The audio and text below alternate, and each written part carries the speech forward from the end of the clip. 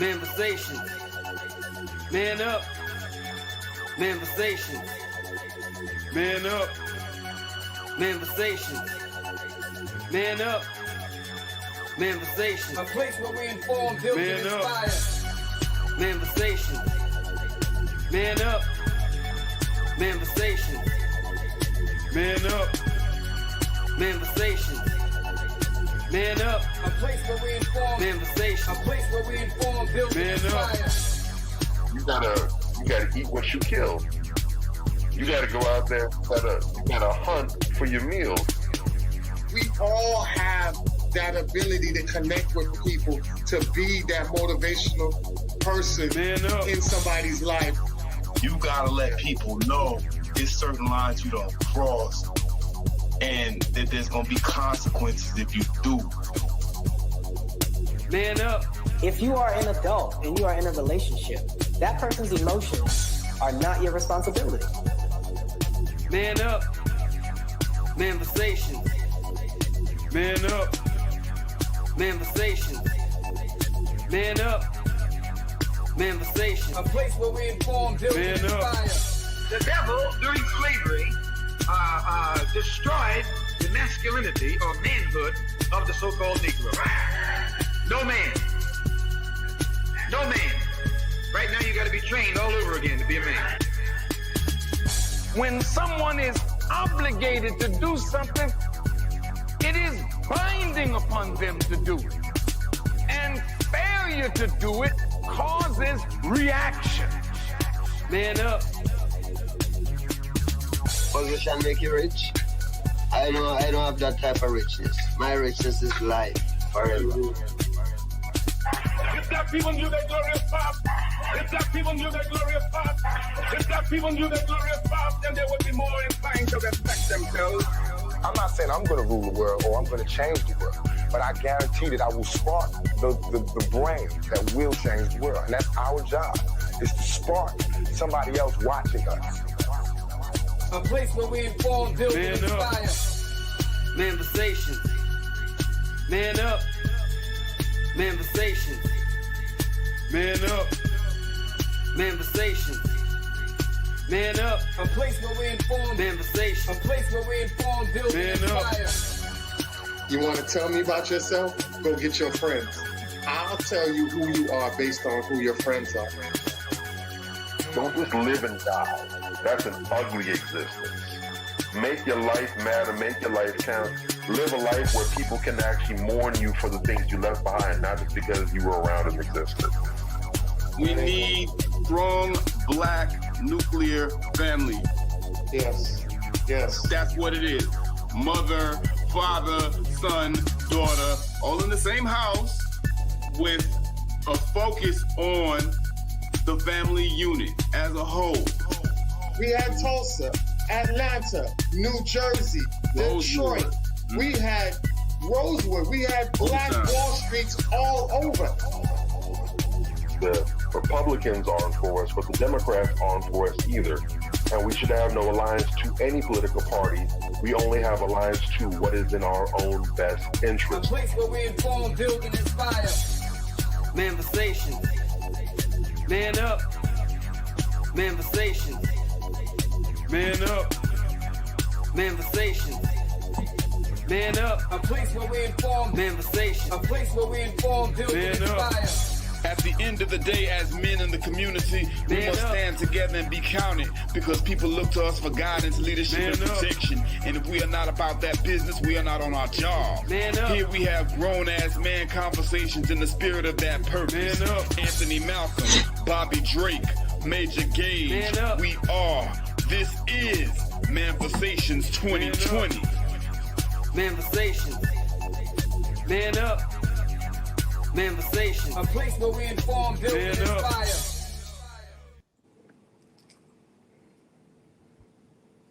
All right. Welcome back to another week of Manifestations 2020. I am Anthony Malcolm, and that is Major Gage. Bobby Drake will be joining us shortly, and we have the wonderful Tanisha Rose, our special guest for the night. That, as you guys already know, we are going to be talking about the importance of educational childhood development. and why is it so critical, key aspect in our society that we have to get back to. I think we're losing a lot of focus, and it's causing difficult interactions with the teacher to the parent. And when we have that disconnect from teacher to parent, it causes the child to play both sides. And we see that same dynamic when it comes to parents inside the household as well.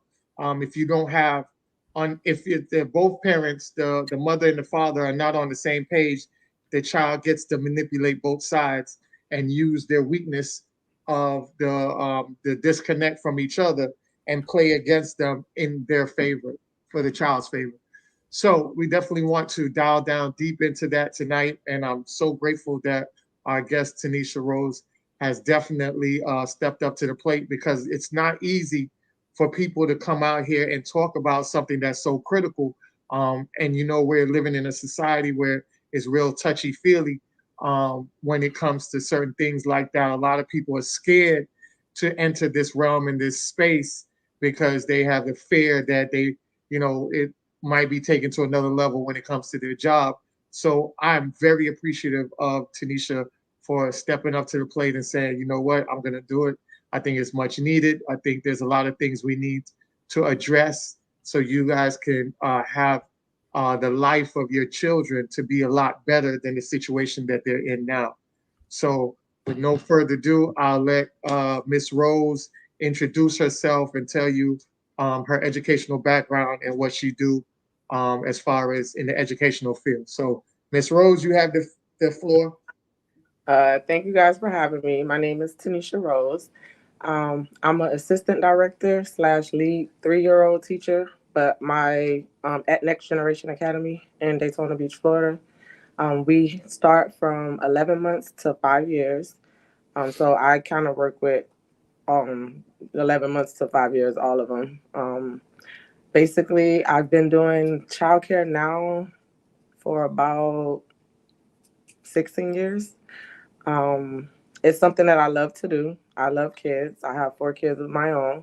So that's kind of how I got in that field, because trying to work and take care of kids, it was kind of hard to keep a job because kids get sick and you got to call off and this and that. So I just decided to go ahead and get my my childhood certifications. And so that's how I landed in the field of childcare. Oh, okay, cool. So a lot of people don't really know the real elements of what you do. So I do want to just go through some things real quick, and then we can flip it back to you and you can dial in a little bit deeper with it. So tonight's, as you guys know, tonight's topic is educational childhood development. So what that entails is basically it's the early childhood education, and is the focus on the critical development milestones, skills, and concepts that children attain during the period of their lives, from social, emotional skills to the beginnings of numeracy, literacy, and critical thinking. I did want to run through some of these real quick. The next thing that we have is the significance and the benefits of early childhood education. Not only can educators encourage child's development, but they can also monitor or screen for learning disorders, developmental disabilities, and exceptionalities. And we'll definitely talk about that more because that's very critical.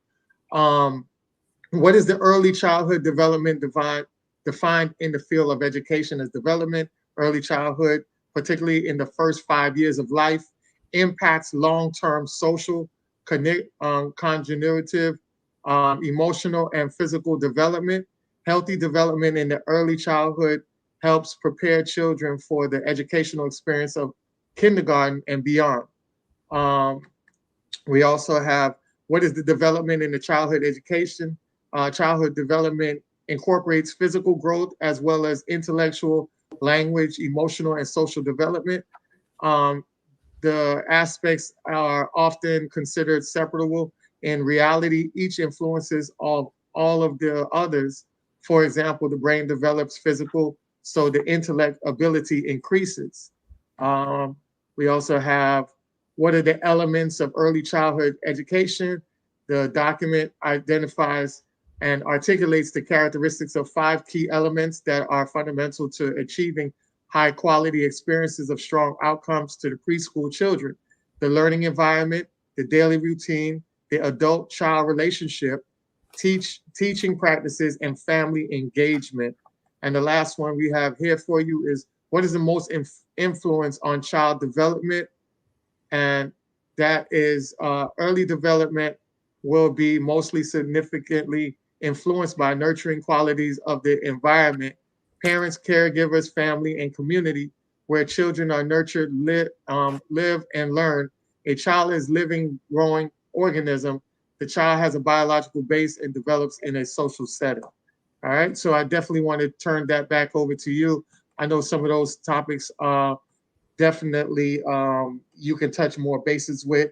I know when it comes to what you do, one of the critical bases is identifying some disorders. And I think a lot of children are coming into school and not being tested for any disabilities and stuff like that. So like I said, I'm just going to turn it over to you and you can elaborate more on what you've been seeing and things that we need to know as well.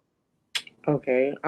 So to first state, I like to refer to myself not as a babysitter, because most parents look at us as, oh, I'm dropping my child off because they gotta work, and we're just supposed to be babysitters. And for me, that's not what we are there for. We are there to help your child and you, your child in the early stages. For like 11 months old, I have like some 11-month-olds that know their colors, their numbers. Like, it starts there. It's like they're learning when it's repetitive. So if you constantly doing something or teaching a child something at that young of an age, they learn it that young of an age. But it has to continue at home. It just can't stay at the school. It has to, keep going.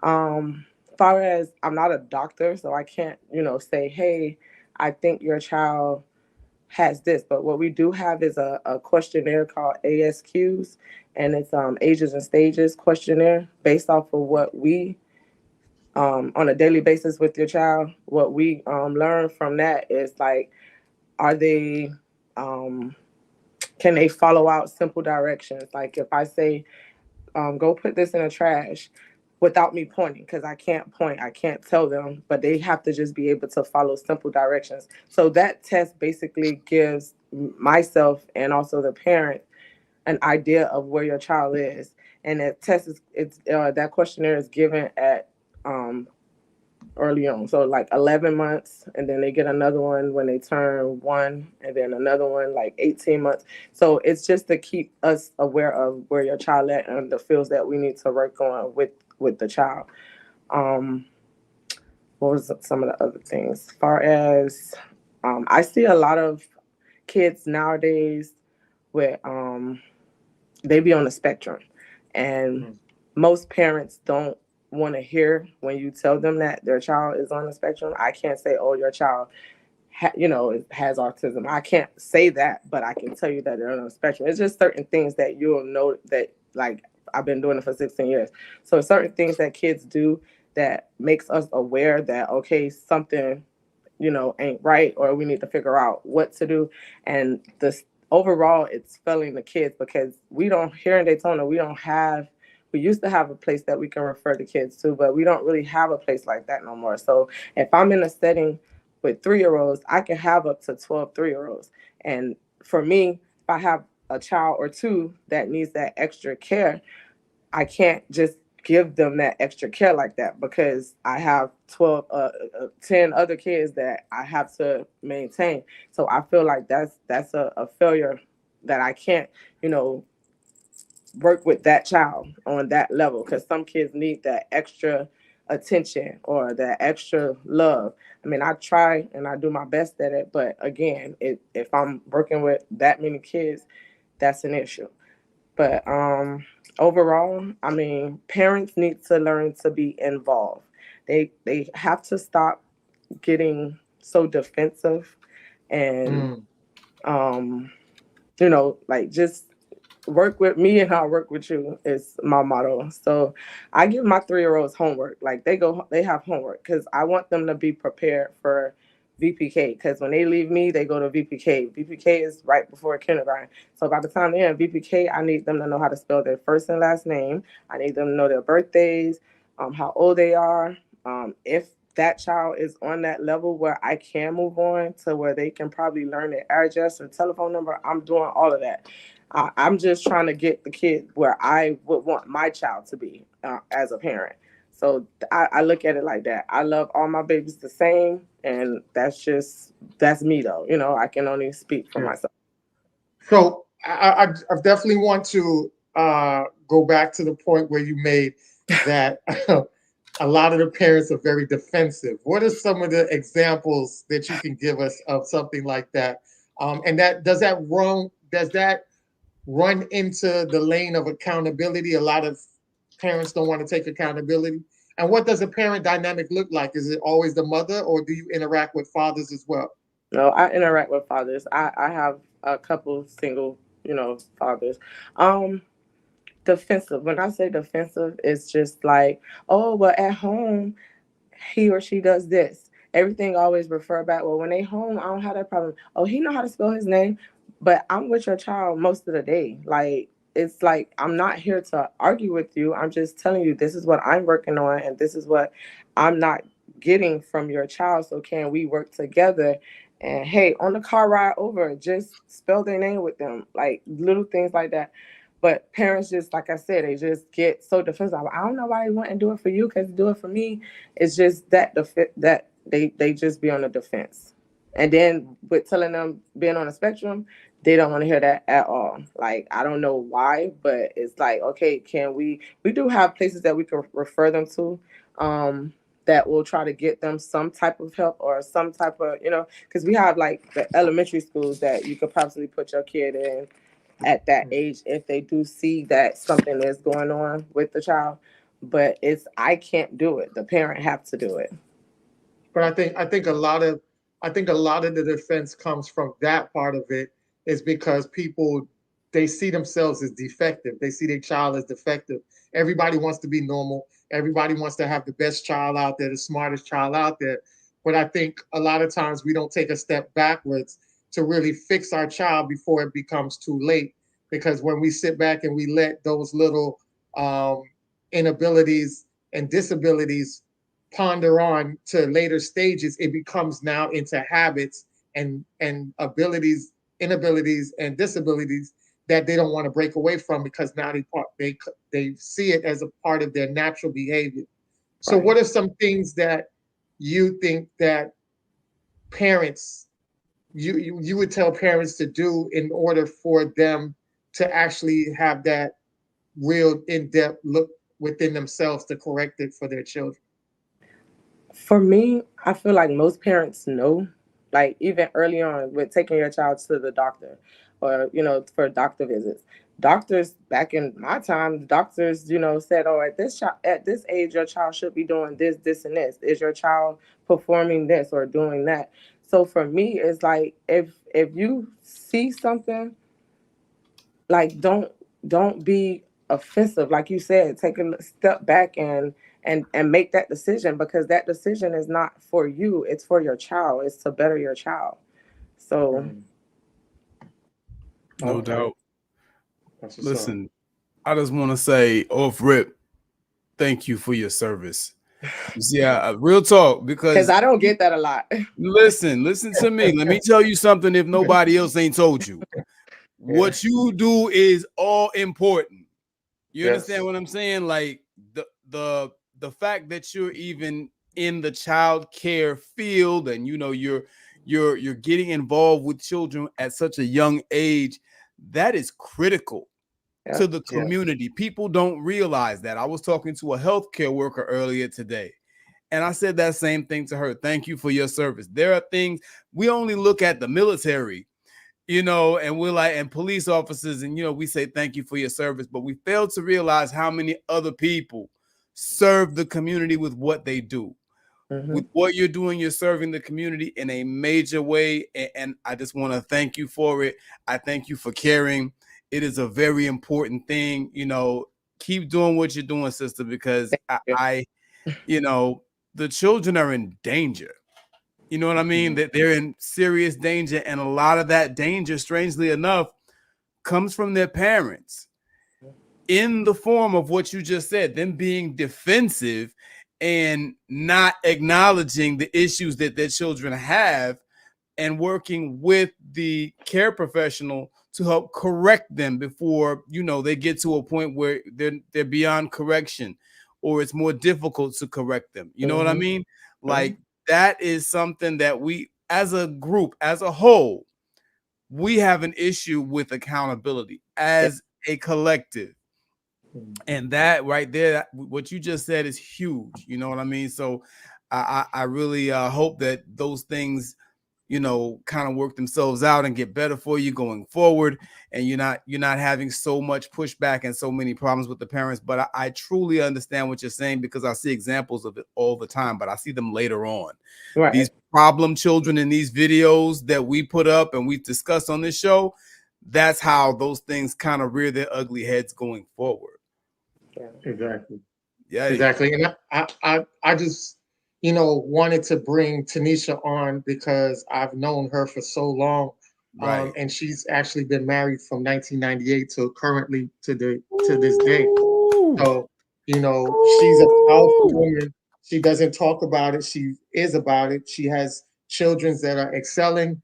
You know, this woman is all around just a phenomenal woman. And I wanted the world to see that who she is and how she, like, you know, she breathes life into our children. And when you have people that breathe life into the children, they're actually breathing life into the community, because these are the people that are the foundational structure that build the pioneers that come out of our community, the Dr. Kings and the Malcolm X's and these type of individuals. They're cultivated by that one teacher that took the time to, you know, breathe life into them, and they never forget those teachers at all. So I wanted to make sure that, you know, to bring her knowledge to the forefront so she can help the community, because we haven't, like I said, there's a loss, there's a disconnect between teachers, educators, and the parents. And it becomes like rival gang members instead of being an olive branch of a family member, you know, because a lot of times, you know, these parents get so defensive that they end up being confrontational and violent in the same. And then you're being violent with somebody who's actually trying to help your child achieve greatness in life. It's the most asinine thing ever. I just can't put my hand around it. But I do want to say one thing. I have this, I know you go through this, so I want to show you this video, and then you can tell me if you have this issue. All right? All right. You apostrophe. It's unique, and I'm here. To Querdry. Right to Corey Andre. Lua, Laha, La. It's LaDasha. B-A-U-G-A. Exvondry Shiv. Benjamin. Bro, it's Benjamin. Q-Wandile. It's Quandale. Q-U-E-S-H. Qisha. Placenta. Placenta is present.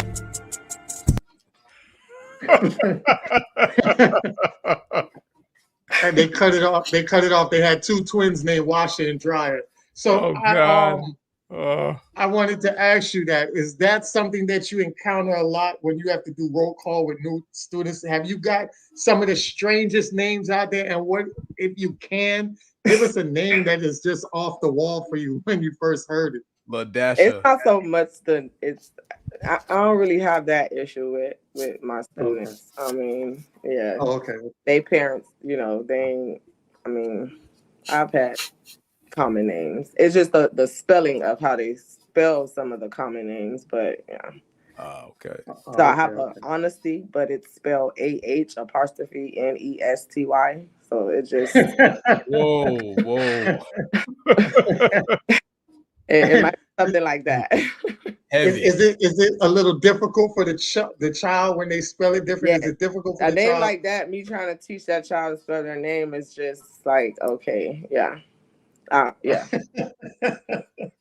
So I come up with like sounds like we're gonna clap, we're gonna try to, you know, give her a rhythm, like, you know, something. But I had a Demonique, that's how it's spelled, but it was pronounced Demonicky.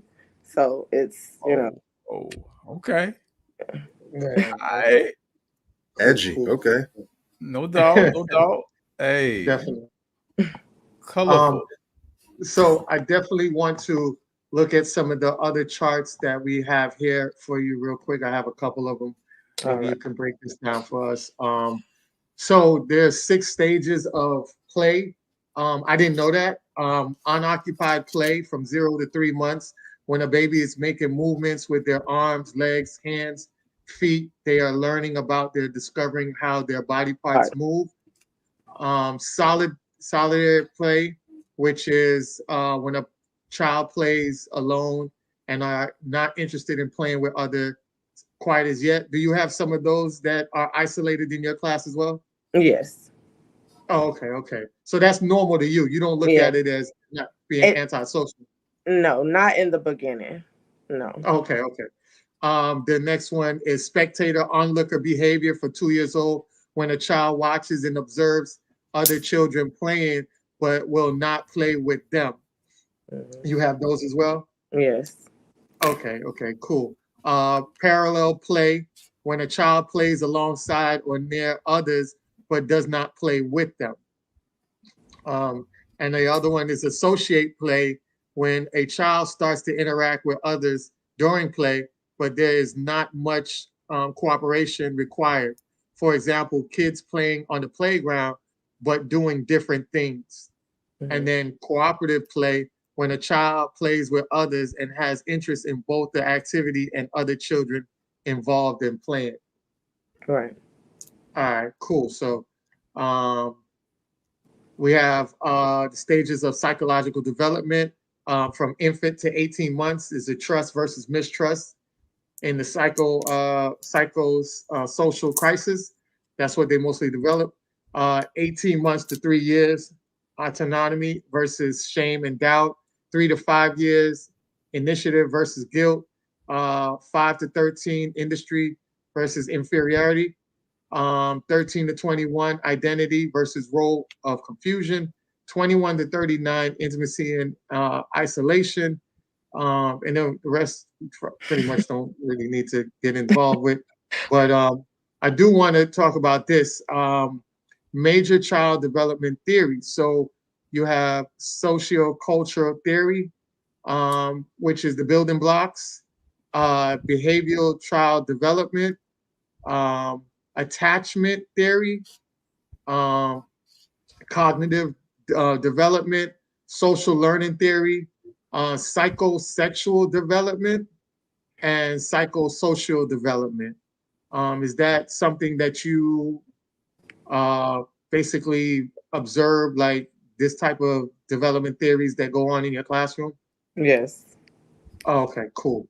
I definitely want to go into the infant. They have the development stages for the infant, the toddler, the preschoolers, and school-going children, and then into the adolescents. And then we have this one where it is the stages of development, birth to 2 years old, understands world through senses and actions. Then from the pre-operational, which is 2 to 7 years, which understands the world through language and mental images. And then the concrete operational is 7 to 12 years, understands the world through logic, thinking, and categories. And then you have formal operational, which is understand the world, which is 12 and up, which understands the world through hypothetical thinking and scientific reasoning. And those are the diagrams that I wanted to show you. So any of those you wanted to elaborate more on, or they're just self-explanatory? Which one? I mean, they are self-explanatory, but for the most part, they teach us to allow kids to learn through play. So they, like, honestly, they supposed to, most of their day is supposed to be just surrounded around play. We only have like maybe a good 30 to 40 minutes that a child will actually give us to sit down and actually like do work, because to them all they want to do is play. So I try to always, when we do circle time, from circle time we go into the spelling or tracing of our name. If they pass tracing and they're now writing their name on their own, after that, then it's a project. So the project will be just based off of whatever we're learning in that particular month. But for me, even through play, so even if they're playing with whatever they're playing with, I try to find a way to make it learnable. Like if you don't know your colors and you playing with them blocks, I need you to tell me what color is that block, what color is, or count them. You need to learn how to count because, pointing 1, 2, 3, and then they skip 5, 6. No, that's not how you count. You got to go 1, 2. So I try to incorporate teaching in every aspect, even if it is just playing outside. We go outside for outside time. Anything, go collect me 5 leaves. Like I always try to make it about learning at all times. Wow. And that's dope because every child, and I always say this, every child learns different. You have some child that learns through textbook, and you have some child that learn through visual. So you know your strength of your children, right? Right. Correct. So how does, when it comes to the new way of how they're changing up the language of the people as far as identification, are you finding that more children and parents, or I should say more parents pushing the identification type of labeling? When I say he, she, her, them, do you have those type of parents coming in? No, I don't. No, I don't have those type of parents. No, but in the classroom setting, if a little boy decides to put on a tutu in the dress up area, I can't tell him that he can't do that. Like I can't say that's not good. Me personally, redirect him and be like, I might say, I think that would look better on Rylan, like I say something of that nature, but just to tell him that he can't do it, I can't tell him that he can't. And vice versa for the little girls also. If they're playing with, and I get a lot of little girls that want to play with the trucks and the cars and stuff like that, but we just can't redirect them from that. We have to let them be themselves. Got you. Got you. Is that something that you guys had to go through a meeting to address ever since it came into the realm now that is a new thing that you have to respect? Was there a meeting about that? We have to do follow-up trainings. Like once a year, we have to do like maybe 6 to 8 trainings. Overall, no, that's just been something that's always just been there. As we learned that from when you take the class. So that's just always how that's been. Okay. Well, I know Major, you about to go down this road shortly. Anything that you might want to ask her as far as when it comes to child development that you might find interesting in? Well, there's a couple things. First of all, shout out to your headpiece there. That's fly. I like that. Okay, that's what's up. That's what's up. For kids, my thing is this. What would you say would be the best to prepare them before they get to you? Like my grandmother used to take me to the park, every day, even before I went to any kind of school or whatever the case may be. She used to take me to the park every day, teach me reading, writing, arithmetic, so forth and so on.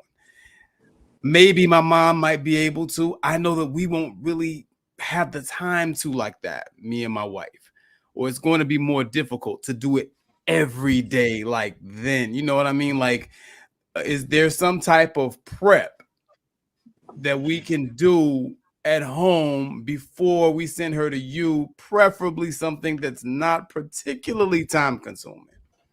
How old is the child?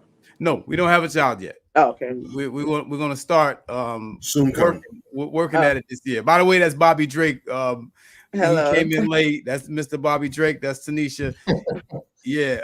So like what things, because we don't know. We're totally green, right? Neither one of us have children. We've never had children. So from your perspective, in this modern day environment, what does that look like?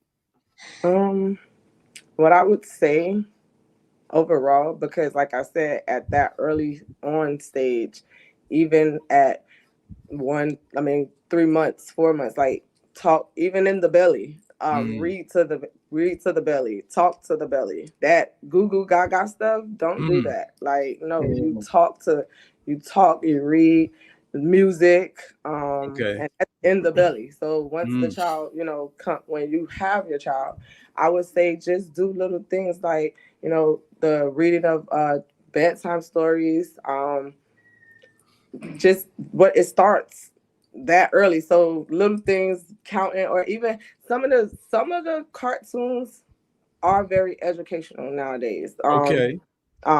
Gracie's Corner. That's something I allow my kids to listen to. We do Gracie's Corner. Then there's also what is the guy name? Oh my goodness, I can't think of his name right now. But it's certain ones that I would say it's okay to allow the child to watch. Right. Versus some of the other stuff that people allow the kids to watch is like, no, because they're not learning positive, they're learning negative. So and that kind of stuff, even if it's on repeat, because that's how they learn, repetitive, like constant hearing the same thing, watching. I have a really smart little girl in my class, but when it comes to common sense, she has none of it. So it's like, she's very smart. She know her name, can spell it, her birth, she knows all of that. But if I say, hey, go put that chair in the corner, she can't follow that through. So wow. That becomes like, okay, y'all, what are you guys doing at home? Do y'all allow her to do things on her own? My 3-year-olds, if they pee on themselves, I go make sure that they clean and everything, but I'm not changing you. You finna change yourself. You finna put them clothes on by yourself. I like that. You gotta allow them to grow up. You can't baby them. You can't make them handicapped. Basically, right. You're handicapping your child when they're doing that. And I feel bad because when she took her ASQ, she pretty much was not where she should have been. But I know she's smart and she should have scored higher. But like I said, I can't say to her, or I can't point out the directions. She has to just be able to do it on her own. That's heavy. Nice. I got 2 questions here for you. The first question is there a ratio for teachers to children based on age? For example, 1 teacher to 10 children for ages 1 year to 3 years. Is there something that? With infants, it's 1 teacher per 6. So you can only have 6 kids in the 1-year-old classroom with 1 teacher. The 2-year-old classroom, depending also on the size of the facility, but a 2-year-old teacher, like for us, we could go up to 9 or 10 in a 2-year-old classroom. When I said the 3-year-old teacher, I can have up to 15 3-year-olds by myself. Wow. So, okay. The next one is, what's your thoughts, if any, on children skipping grades based on educational level versus being mentally or emotionally ready for the next grade? Could it be detrimental to their progress? I would say yes. I wouldn't, just because a child is, like I said, smart in that area doesn't mean that they're ready to go to the next grade, because again, they might not be in other aspects. They might not be ready in other aspects for that grade. So skipping a grade, it depends on the child. I'm gonna have to say it depends on the child. I can't just say it based off of one child. It just depends on the child for me. Gotcha. So if you see that your child might need more social adapting or a little bit more curation in other aspects opposed from educational, then more than likely you would say, I mean, you wouldn't say, but more than likely you would think that that parent would just leave that child there, let them excel while developing their other aspects before moving on to the next grade. Yeah. Okay, cool. All right. That's my questions for you. I definitely wanted to touch on what you said earlier, and I have 2 videos that I want to show real quick about that. So I'll go with this one first. I go wrong. Did I do something wrong by wearing a dress in my younger years? I want to quote one of our elder grandmaster teachers, Professor James Small. Yes. He said, in response to a question about movies, media, and entertainment, he said, all content has intent. When you sit down and watch an hour and 45-minute long movie, right, and you know this better than most, being the successful actor you are, everything that you saw on that final cut, from the color to the background objects, to the pictures, to the clothing, to the conversation, to the symbolism, everything had a purpose in communicating the overall message of that movie. Yes. So if we will admit that entertainment is a weapon of indoctrination, in an age where we see a war against not only the life of Black men, but the survival of Black masculinity, how can a Black man putting on a dress not be a problem? I would bring it back to everything that I just said. What is the issue? And again, because by that means you're telling me you have an issue with understanding the feminine within the Black man.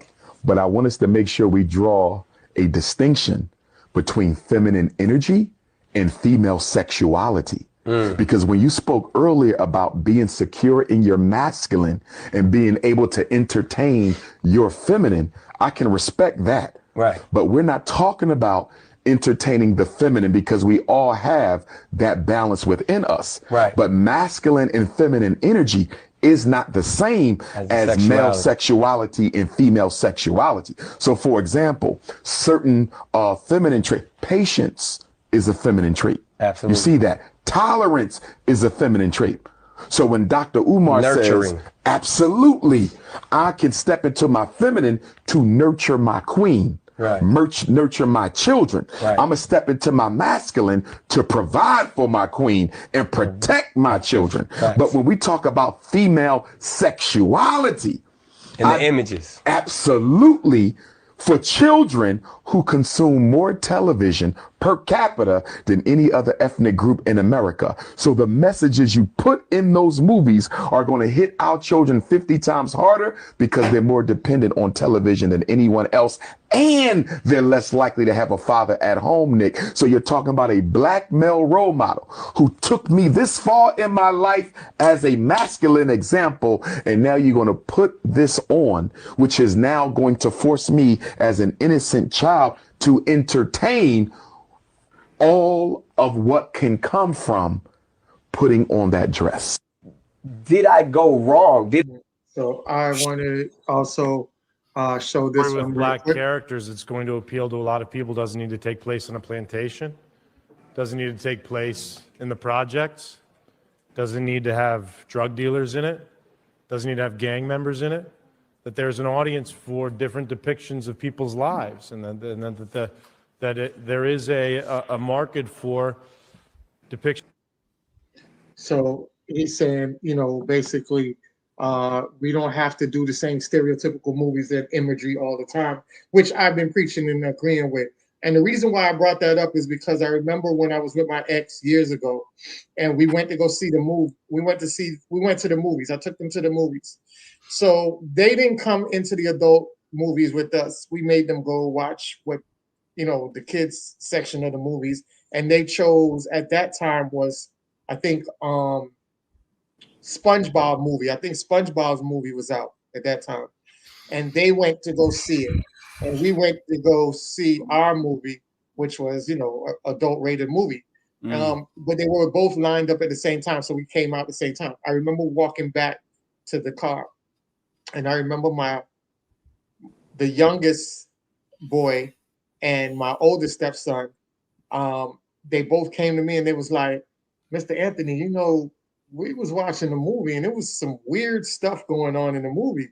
Now, mind you, this is a cartoon movie, and I never preached about it to them. I never put them up on game before they went in there. They're telling me that it was some real agenda type things thrown in there. And when they described all of that stuff, my mouth just dropped because these are innocent children that are picking this stuff up.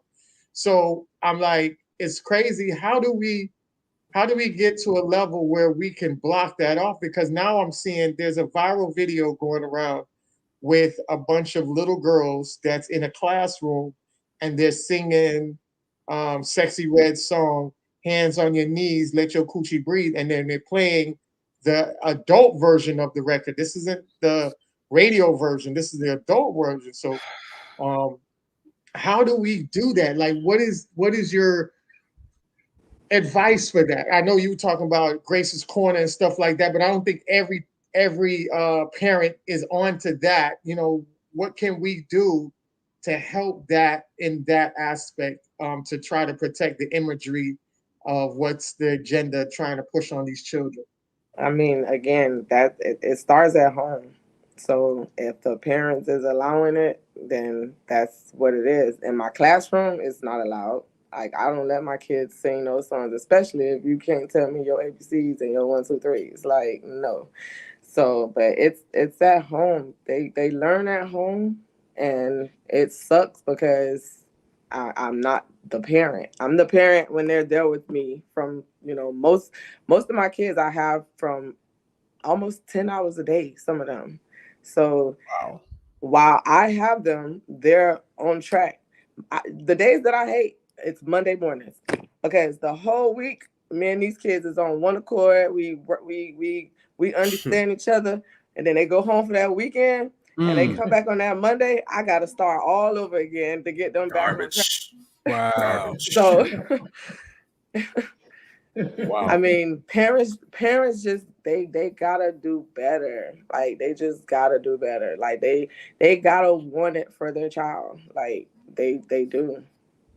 So okay, so as us being the community, as Manifestations being the voice of the community, trying to embrace the solutions for the community, what can we do to try to mend that gap? Is there something that we can have an event for teachers and parents to get together and try to do something like that, or do we? I don't know. I'm just. That does sound like something that could be done, but then again, you're still gonna get those parents that's just there because it's a free event going on, and they're not really there because they really care. The parent has to care, but if you're doing something to make them care, then I guess I talk to my parents over and over, and I don't care how many times they get mad at me or they tell me, I be like, I send the homework home, the homework don't come back.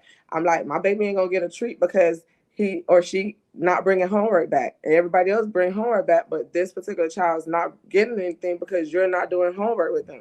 So I try to make my kids, most of my kids they very articulate. Like, they could hold a real conversation with you, and they're only 3 years old, 3 to 4 years old.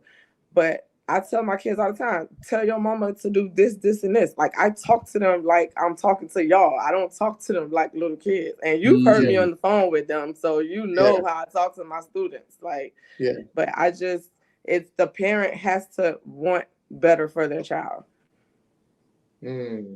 Wow. Yeah, I think that is such it's a much needed, because like I said, it just feels like gang member activity when you have a teacher trying to tell a parent something about their child to help them, and it becomes confrontational. You know, we're seeing these teachers and parents fights on social media through World Star videos, you know, so it's like, how do we resolve that? Like, how do we try to make that smooth? Because at the end of the day, you know, all beef aside, it's all about the child. It's really about the child. So why are we fighting each other about the development of the child in a very positive manner? It's the wildest thing for me. I just can't understand it. I can't either. And I guess we could keep trying to figure it out until we get a solution for it. But and the thing is, they look at it also is because, like I said, they see us as just a daycare. Like, we're just there to watch their child while they go to work. But they have to remember that their child is gonna leave this daycare to go into elementary school and then middle school and high school. But if you don't stop, and I've had some kids that, like, we don't really try to kick a child out. Like, we hold on to that child as long as possible, because once you start kicking the child out, they're gonna that's it for them. Like it's going downhill. Like, and we've had a couple kids that we've had to do that to, but at the end of the day, those same parents that came back and said, "Man, I should have listened to y'all. I should have took y'all up on y'all advice." But it's kind of too late now because they're in middle school and they getting suspended, and they as a parent, you ain't do your part, and now you suffering because all you had to do is try to stop it before it even started. Exactly. I think that's a powerful message right there.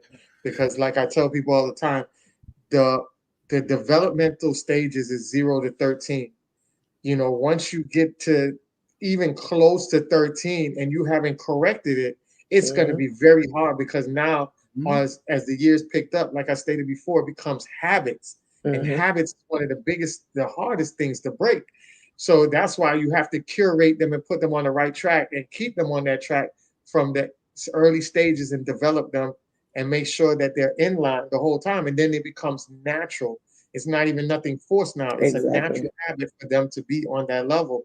And, you know, that's why if you look at the Army and the military, and so many people come out of there on, you know, I've dealt with military people, my people's military. And one thing about them, they're so astute at certain, but it's the development of the military, like the training, the basic ins and outs that keep you on that level. And I think when you have that same type of mentality with your child, you know, keeping them on that routine level, you know, that child begins to progress and ends up being an excellent student and an excellent person in society. But like you say, it all depends on the parent and how they see their children. And one thing I will add on is, you know, I always put up, when I was back in the days, I always used to put up these phenomenal stories of these children that were 14 years old and graduated high school with a college degree. And people would be like, wow, that child is super smart and their parents are super gifted. And I'm like, no, it's the energy and the time they invested in that child. It's the resources that they poured into that child. Because guess what? I took that same resources and I had my stepchildren taking middle school classes in they were taking high school classes in middle school, and they were taking college classes in high school. But what's the average parent that knows that? What's the average parent that goes out and finds the information on how to put their child in that program? You know, but I was a person, and the mother was too, was very studious on these children. We were always on these children. How many parents out there are on their children like that, are willing to learn to see how their child can excel like somebody else's child? You know, everybody just throws their children in and say, hey, you know, even if you get a D, you pass, that's good. As long as you ain't get held back. No, it's bad. Because if they're struggling like that in classes that they're supposed to be in, then the more they drag their feet on, it gets harder and harder and harder. And then you end up being a 22-year-old, or no, you can't be 22, but 21-year-old in high school. You know, we have those incidents as well. So I get it, you know. It's frustrating. It's really frustrating.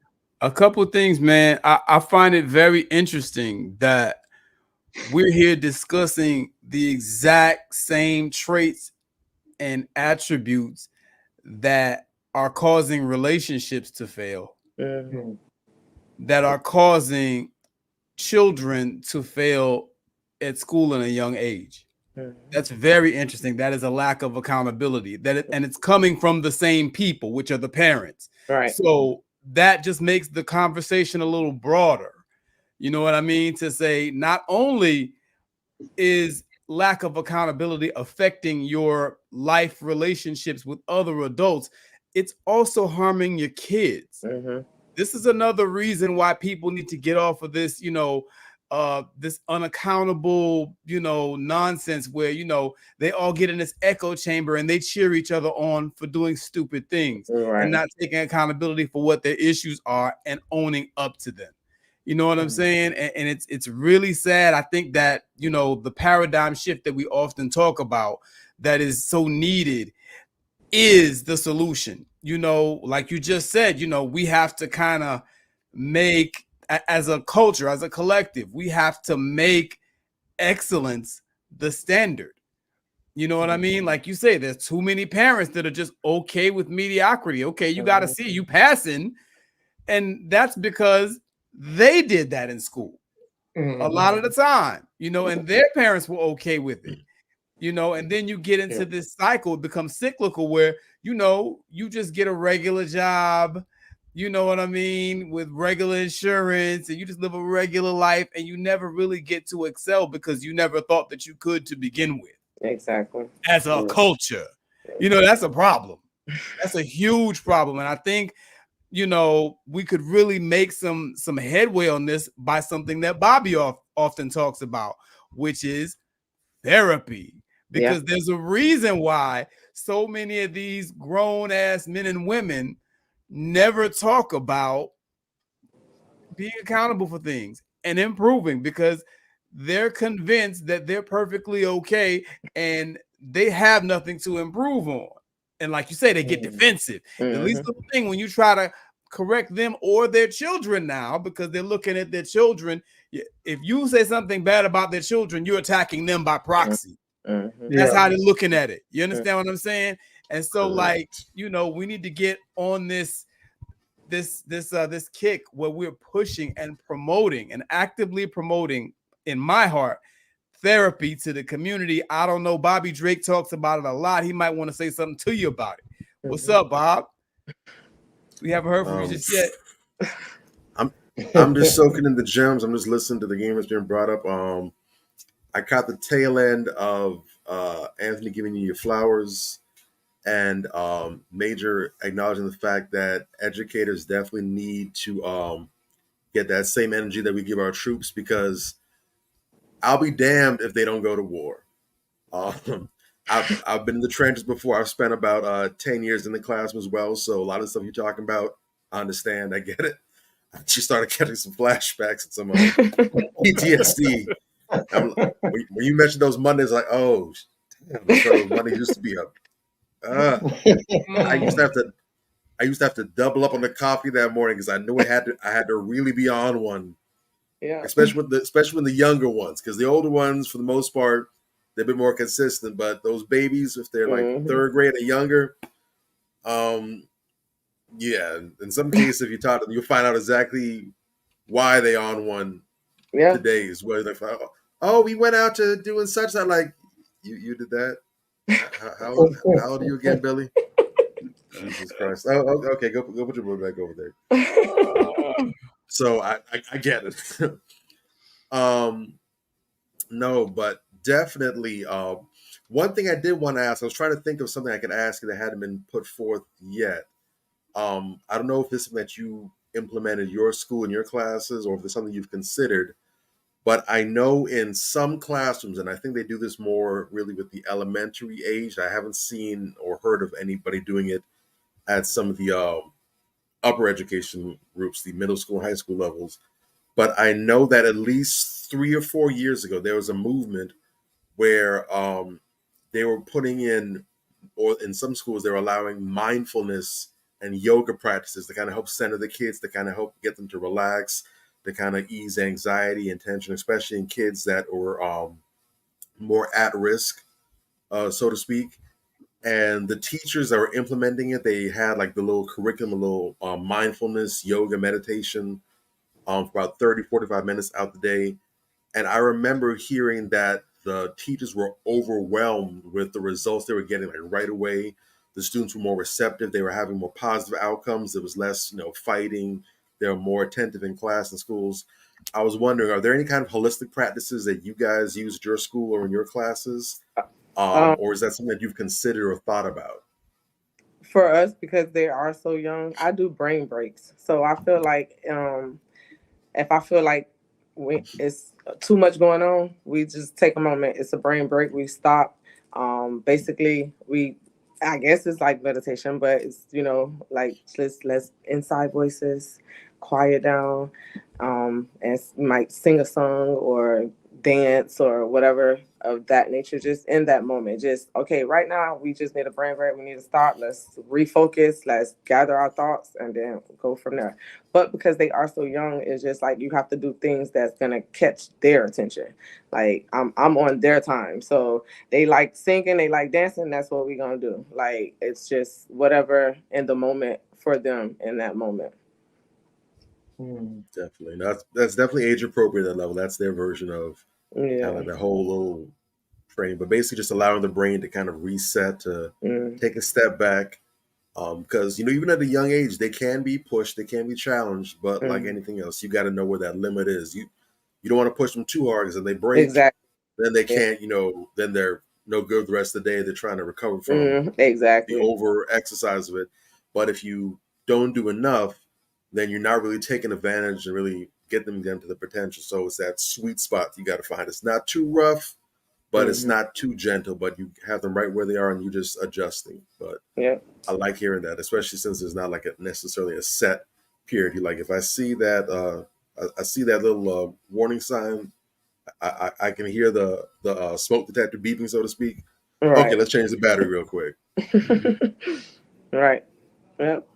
And for me, I also like I'm like, if my kids have birthday parties and stuff like that, I attend those parties. I try to do stuff outside of school with them. So I kind of like try to make them feel as comfortable as they can. Like I take my students to my house. Like I try to get on that level, especially when I know that particular parent is not 100% there how I want them to be. So I have to try to even make that parent comfortable enough to know, like, listen, I'm here for your child. So, hey, can I spend time with your child over the weekend? We go to the park, we do whatever. I have parents that call me back, I'm gonna be running a little late. Can you take my baby home with you? And I get it from, like, I'm that teacher. Like, I try to get involved as much as possible as I can. So that's beautiful. That's excellent. We need that. We need that. That's that next level. That's just regular, there's just showing up to collect the check. You go, you've done your X amount of hours, done your lesson plans. Okay, that's what I say. There's that next level. Exactly. You gotta have a love for it. Like you do. You gotta love kids, regardless of how much I'd be like, oh my God, I can't wait till the end of the day. But I love my kids. Even if I'm having like a bad moment, kids sense those things. Like they liven me up. Like I might be having a bad morning, but I walk into that door and they all excited to see me. And they don't even call me, like my students call me teacher. So that's my name for my students. Like I'm known as teacher. So when they parents be like, well, what's your name? Because they just be saying teacher. And I'm like, that's my name. I had a student that couldn't say Tanisha, Miss Tanisha, and he started calling me teacher, and ever since then it just ran with me. So that's my name. Yeah, that is so dope. Listen, because like you said, they can sense it when you're having a bad day. Kids are smart. Yes, kids are intuitive, even above and beyond them being smart. They're intuitive. You know what I mean? And like Ant said, well, I think maybe you said someone said earlier, kids remember you. Mm-hmm. I'm talking about. I'm a little. I'm very legal. You know what I'm saying? So like, I'm just say that about my age. I'm very legal, right? And I can still remember the teachers who made a difference in my life. I can tell you about Miss Hazelton, who was my 5th grade teacher. I was 10 years old. You know what I'm saying? Miss Bradshaw, who got me in Brain Bowl and who got me in the science fair and all that. I can tell you Miss Bradshaw, Miss Ship, who I couldn't stand, but she was so hard on me. She was so hard on me that I appreciate her now. Right. Yeah. You know what I'm saying? Like, I can tell you about these people. Mm-hmm. So, even sometimes the kids or even the parents, like you said earlier, they may not realize until later on, damn, we should have listened to you. Mm-hmm. But those teachers that went that extra mile matter. Yeah. Absolutely. It's literally life and death. Yep. For some people, some of the people I know people directly, who listened to their teachers. I can remember their teachers giving them a good talking to and then turning around versus the teachers, the kids who didn't listen. Right. I can tell you two of them kids who didn't listen and just kept doing what they were doing off the top of my head, they're dead now. I can tell you, you know what I'm saying? And 3 other ones are in prison. You know what I'm saying? I was there when the teacher used to have these complicated, deep conversations with him. Because look, I'm former dropout prevention. I was in dropout prevention when I started high school. I went from dropout prevention my first year of high school, skipped regular classes, skipped the honors classes, and went to advanced placement my second year of high school. Something's obviously not right here. You know what I'm saying? There's a disconnect. Yeah, I was a badass. Smart. You know what I'm saying? I was smart. And so they caught it, and you know, they elevated me, you know, gave me something that was more challenging because like, I would go to regular class and I'd be bored, man. I miss class 4 days out of the week, go on Friday, take the test and make an A. Right. So they had to move me, you know, and then the regular classes, honors classes, that wasn't nothing for me either. So they put me in advanced placement, and then they had me, the same person who was in dropout prevention the year before. Now they have me going and mentoring the kids in dropout prevention. You understand? So you see why I said it depends on the child. It depends on the child. Perfect you know what I'm saying? But like you said, true enough, but like you said, all of this, I got that way because of what I was getting at home and because of my teachers in school that reinforced it. You know what I'm saying? So like it all comes full circle. And you know, yeah, people gave me a lot of credit. Damn, how the hell well, you know what? I had some help. You know what I mean? And that's just what it was. So again, you know, shout out to you and everything that you do and the others that do it to the level and have the level of dedication that you put into it. That's what makes it special. With So Bob, you said anybody could come for the check. You know what I'm saying? Anybody could do that. But you know, when you work with people and you try to find common ground and you really go the extra mile to make sure that things are being done for the best interest of the child and the family, and by proxy, the community, because that's how we build communities, right? Correct. That's where the sweet spot is. Correct. Yeah. And I did want to show a video real quick because I think it's something serious that a lot of teachers go through and have to be it's kind of a gray area for teachers, and you guys will understand when I talk or when I show you guys this video and explain a little bit more. But it's very important for parents, especially women, to take accountability and to understand and realize a lot of things and pick up on certain things that can help save yourself and your family at times. So when people are out here giving you advice, sometimes, just like Major said, you know, we're dealing with this as a child in a child parent space, but also these problems also linger in relationship spaces as well. So I just want to show this video real quick and then go into it a little bit more. Human being you see in this photo killed his entire family twice. This man is Gregory Green, and in 1991 he stabbed his wife in the face and chest, killing her and their unborn child. He then called 911 and waited for the police to come. After serving 16 years in prison, he was released in 2008 with the support of family and friends, including a pastor who lobbied on his behalf. He then married Faith Harris, the pastor's daughter, and became a stepfather to her 2 teenage children, and the couple would go on to have 2 daughters of their own. However, on September 21st, 2016, Faith found herself bound with duct tape and zip ties in the basement of their Michigan home. Her foot had been shot, her face slashed with a box cutter, and her 4 children were dead. The killer was her husband, and just as Gregory did when he killed his first wife, he called 911 and waited for police to come. Damn. Yeah. So I wanted to show this because, you know, when as single mothers and single fathers, you know, when you bring mates into your life, a lot of times they kind of do some abusive stuff to your children. In this case, it ended up being fatal. But, you know, we see a lot of times in the news that the stepfather killed the child, his girlfriend's child, or we'll see the girlfriend end up killing the boyfriend's child, you know, and it's so crazy because a lot of times we even have children that come to school that's been abused by their own parents. And I know it's a gray area for you guys when it comes to that.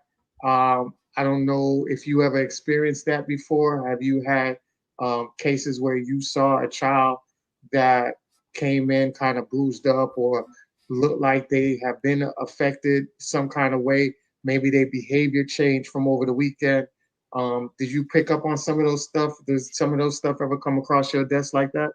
Yeah, we most times DCF is already probably involved in the child's life.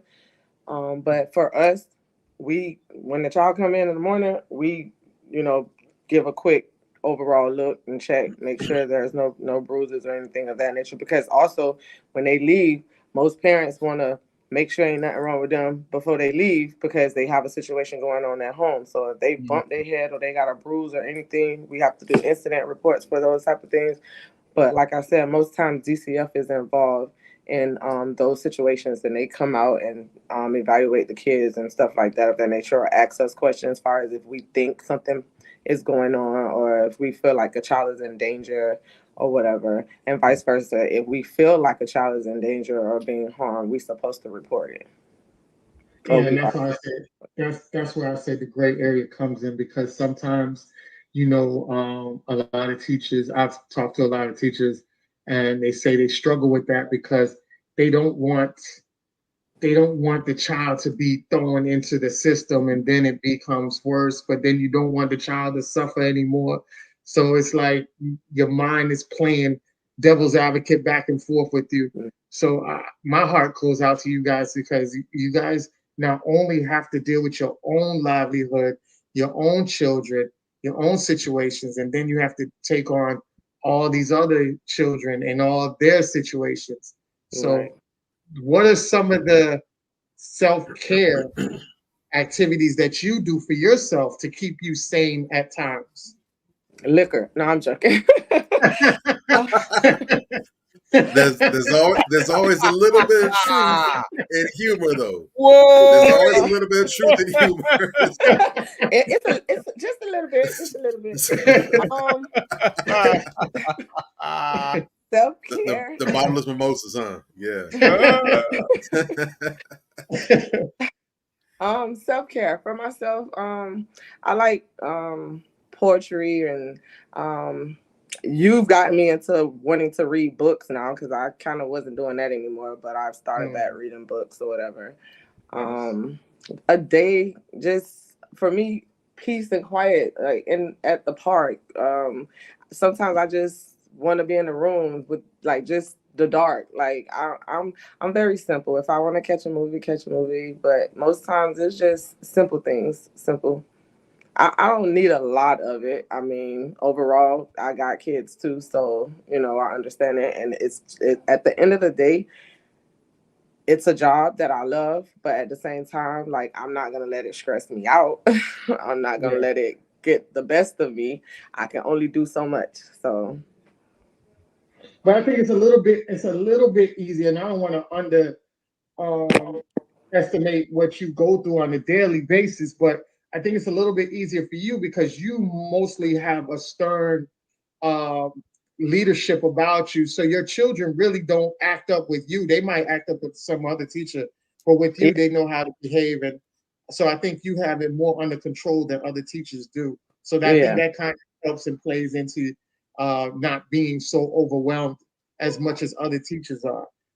It used to bother me. I ain't gonna lie. Like before, like a while back, like if I'm trying to explain something to a parent and I feel like they just not on the same page that I am, it used to upset me because like I want my child to see like this is not only for you. Like when my students leave my classroom to go into the VPK classroom, like I want them to be where they're supposed to be. So it's like it bothers me if a parent don't do their part. But I pray too. I pray a lot. Like that's my outlet. Like I pray and either they gonna get on the same page that I'm on, or I just can't put all my focus into that. Oh, okay. That's what's up. You guys have any other questions before she, wraps up what she needs to wrap up with us? Do you guys have any more? Drake, I know you came in late. You have any questions for her? Everything that I had in mind has already been asked, so my questions are taken care of. Oh, okay. I do want to say, I know you're going to be, like Major said, you're going to be one of those memorable teachers. Children, even at the age that young, a lot of them don't forget. A lot of them will come back and see you from other grades and come back and say hi and things like that. And it's so impactful because people don't understand, like when you have good character educators or people around you that's always, doing good things or breathing life into you and stuff like that, it's very impactful to these children. And I want to show this video real quick to show you how impactful it is and why it's important for more people to step up and be this impactful, because the children, when I tell you they grasp to it and they love it and they're very appreciative, you'll see what I'm talking about after this video. Dansley, you're the GOAT. You're one of those people that really care about, and you've made the PC experience so good for all of us, for myself. Everyone here can testify to how good you are. And you told us a while ago that you wanted to see your family in Nigeria that you haven't seen in a long time. So we came together, 4th Floor Ray started it, and we spread the word. We started GoFundMe because we take care of our own. That's what we do at PC. As long as I've been here, they've done that for me, done that for each other. So now we're doing it for you, part of the family. So our gift to you is a trip to Nigeria. So we have a card for you, and we also have a little gift inside.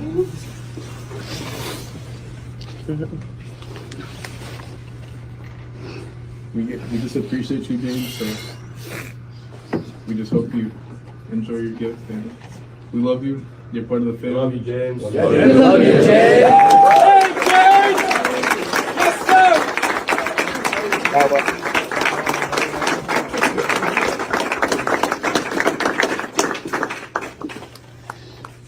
And he said you were feeling good today, too. I walked in, he was like, I'm in a good mood today. Smile on his face. And I don't know. Oh my God. I told him there's going to be a lot of traffic tonight. So,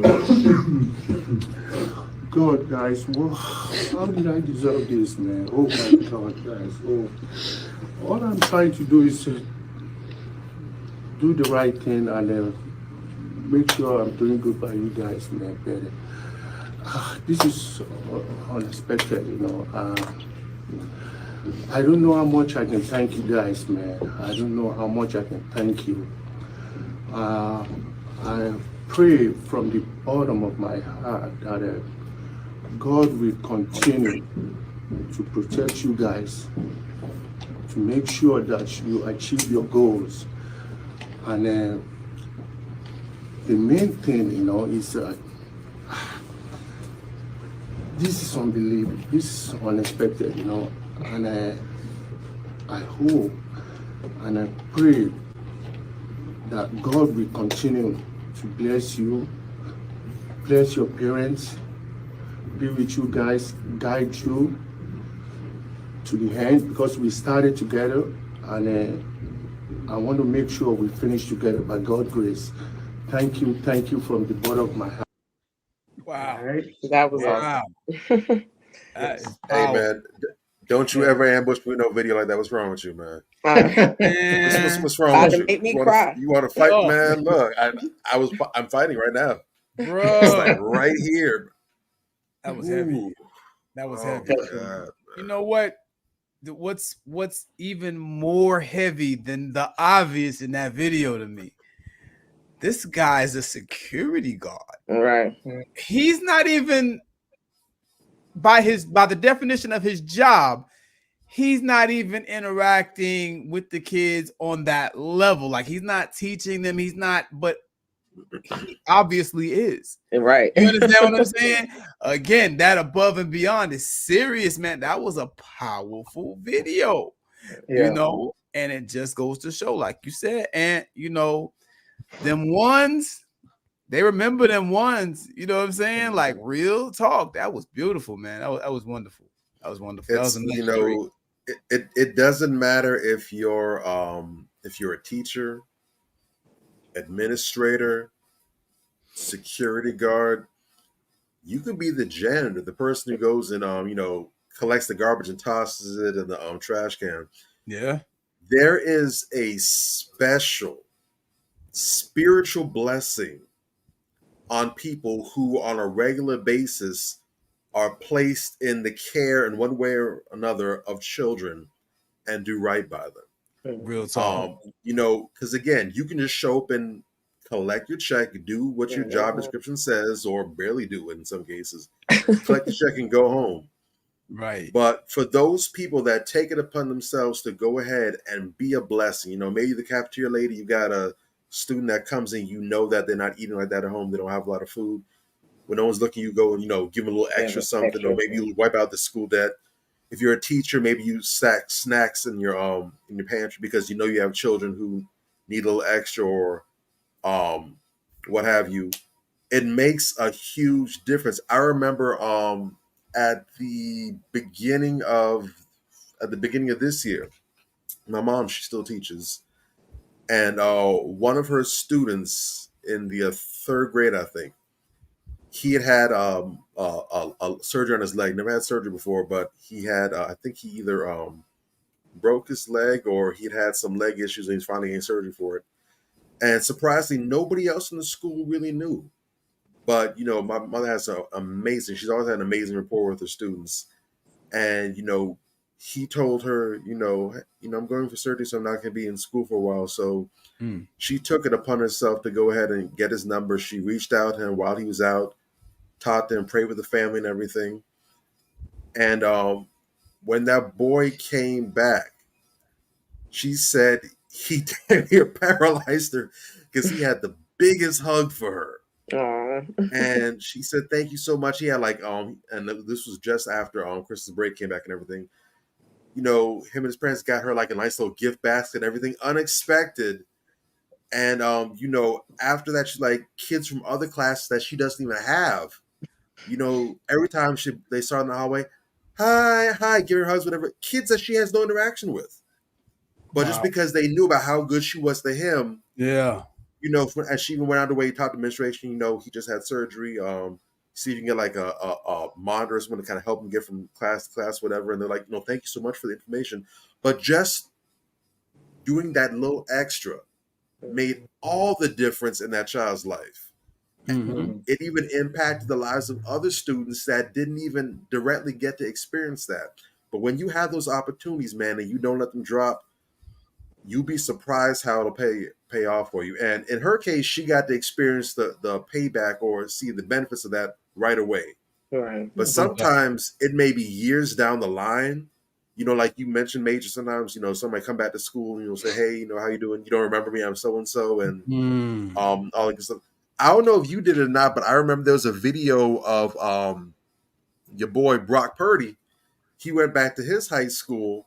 Mm-hmm. And he popped in unexpected on his, I think his high school language arts teacher. I saw He had his hat on low and everything, and all anonymous, whatever.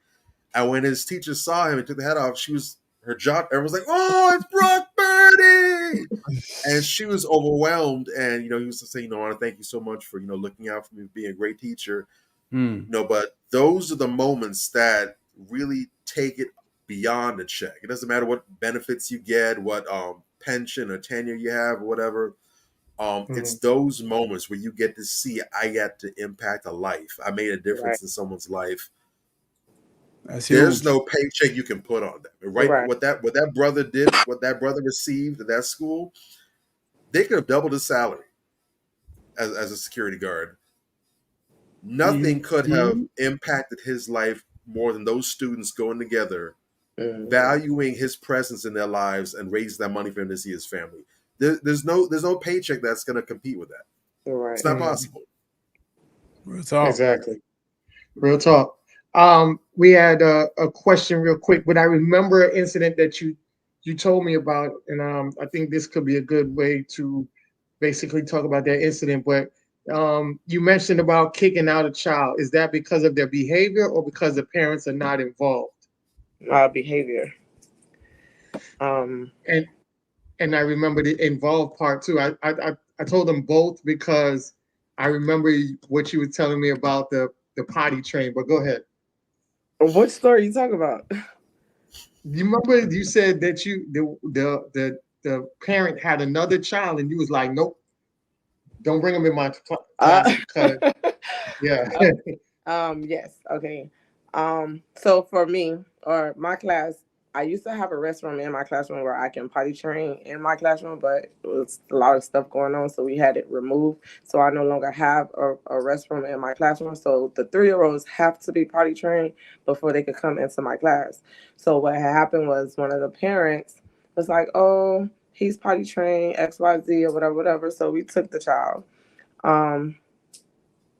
I gave it a week because sometimes a new environment, you're not familiar with it, you're gonna still have accidents or whatever. But after the week, this child is still not going to the bathroom and it's, going on himself. So I'm like, are you sure he's potty trained? And she just swore me down that he was. I was like, because he don't go to the bathroom here. And like, for me, I don't have to tell my kids to go to the restroom because they're potty trained. They just go. So she was like, yeah, he is. Needless to say, I was over it. I was like, he's not potty trained, but I'm going to just go ahead and let him stay. So I let him stay. So I ended up being the one who actually potty trained her child. So she had another student, her other child. He was in the infant room at the time, but now he's old enough. He's getting ready to come into my class. But I'm like, he not potty trained. And so I made him stay in the 2-year-old classroom because I was not going to deal with that because she's not potty training at home. She just wanted us to do her job. I'm like, if you're doing it at home and we're doing it here, it's no reason that he can't get potty trained quicker than what he's being potty trained. This little boy, 4, and just really got potty trained. Like, that's just how bad she wasn't doing it at home. Like, wow. And that's crazy to me. Like, don't make no. She was like, but she would put him in the door in the morning and she'd be like, okay, you're gonna go to Miss Tanisha class. I'm like, no, he's not, because he's not potty trained. He gonna be in the 2-year-old classroom until he potty trained. And he's gonna be 4. And yeah, just got potty trained. Like, that's sad. Wow. Because it was only the teacher working on it. Yeah, I brought that up because you did say that you removed them for behavior. But they also, I remember that incident where the parent. I just made him stay in the 2-year-old classroom. But behavior-wise, it was a student that was kicked out because he spit on me. So that was like a big no. Yeah. Wow. All right. Well, I know you got to go. I know time is up. You gave us a lot of time. And we're very appreciative of that. We could have you here all night with us. So before you go, do you have any social media that you want people to follow you, or do you want to give out numbers that people can, apply for a tutor, whether it's a 1-800 number or whatever the case may be? Anything that you want to give the listeners so they can, follow up with whatever you said. I mean, resources is Early Learning Coalition. So if people are not familiar with who helps with paying for daycare, Early Learning Coalition is here. It's Volusia County, but down there it'll be different. But that's they help with paying for childcare for parents. And I spoke on the being on the spectrum. I'm trying to find that phone number. Yeah, while you find it, what you said that it was, so we could write it in the chat. It's Early Learning Coalition is who helps pay for childcare.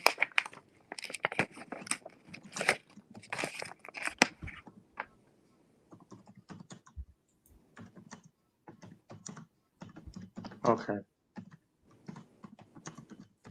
And the being on the spectrum, and I was speaking on that here, I mean, it should be the same, but under the age of 3, they can reach out to Early Steps, and that's somewhere it's free, but they help with kids that, might need that additional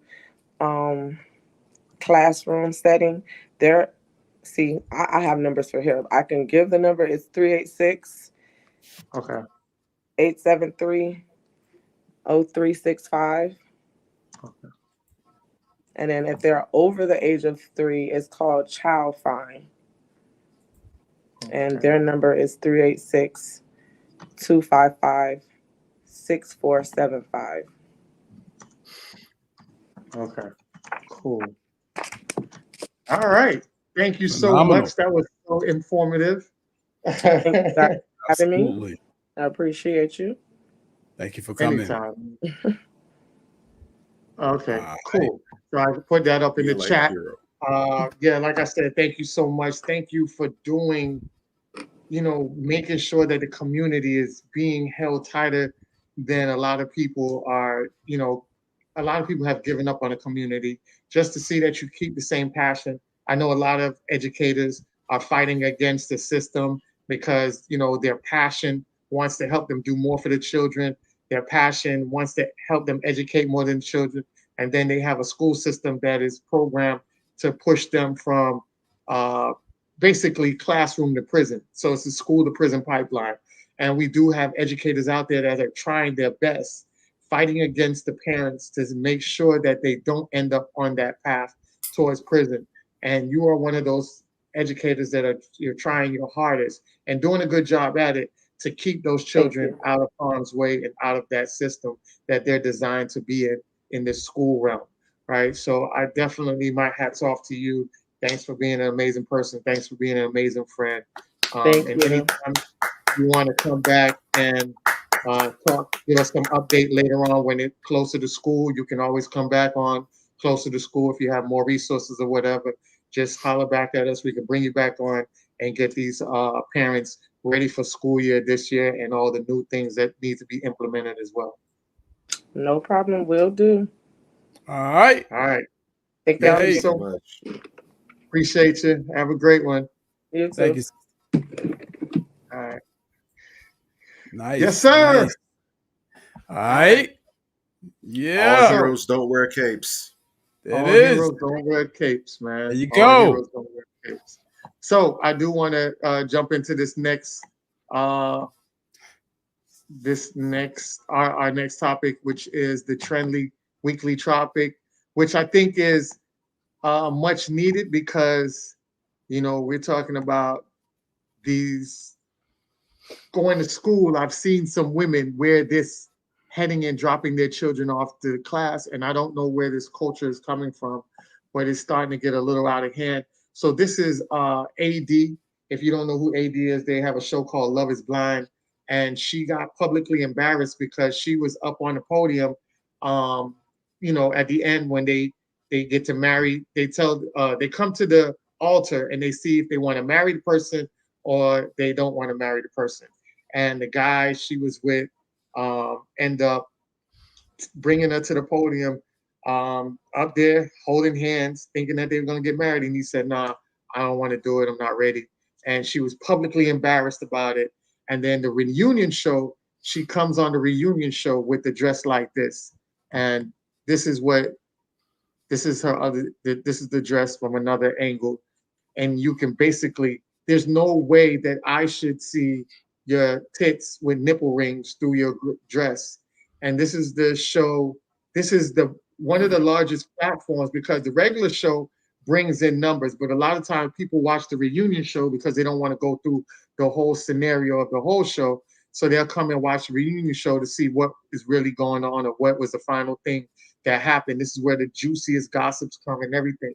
And instead of you, and I made a post about this, instead of you taking this time to go out there and present yourself in the best way possible, because you actually had the upper hand, even though he embarrassed you, you were more of the more decent person in that interaction that y'all was going through.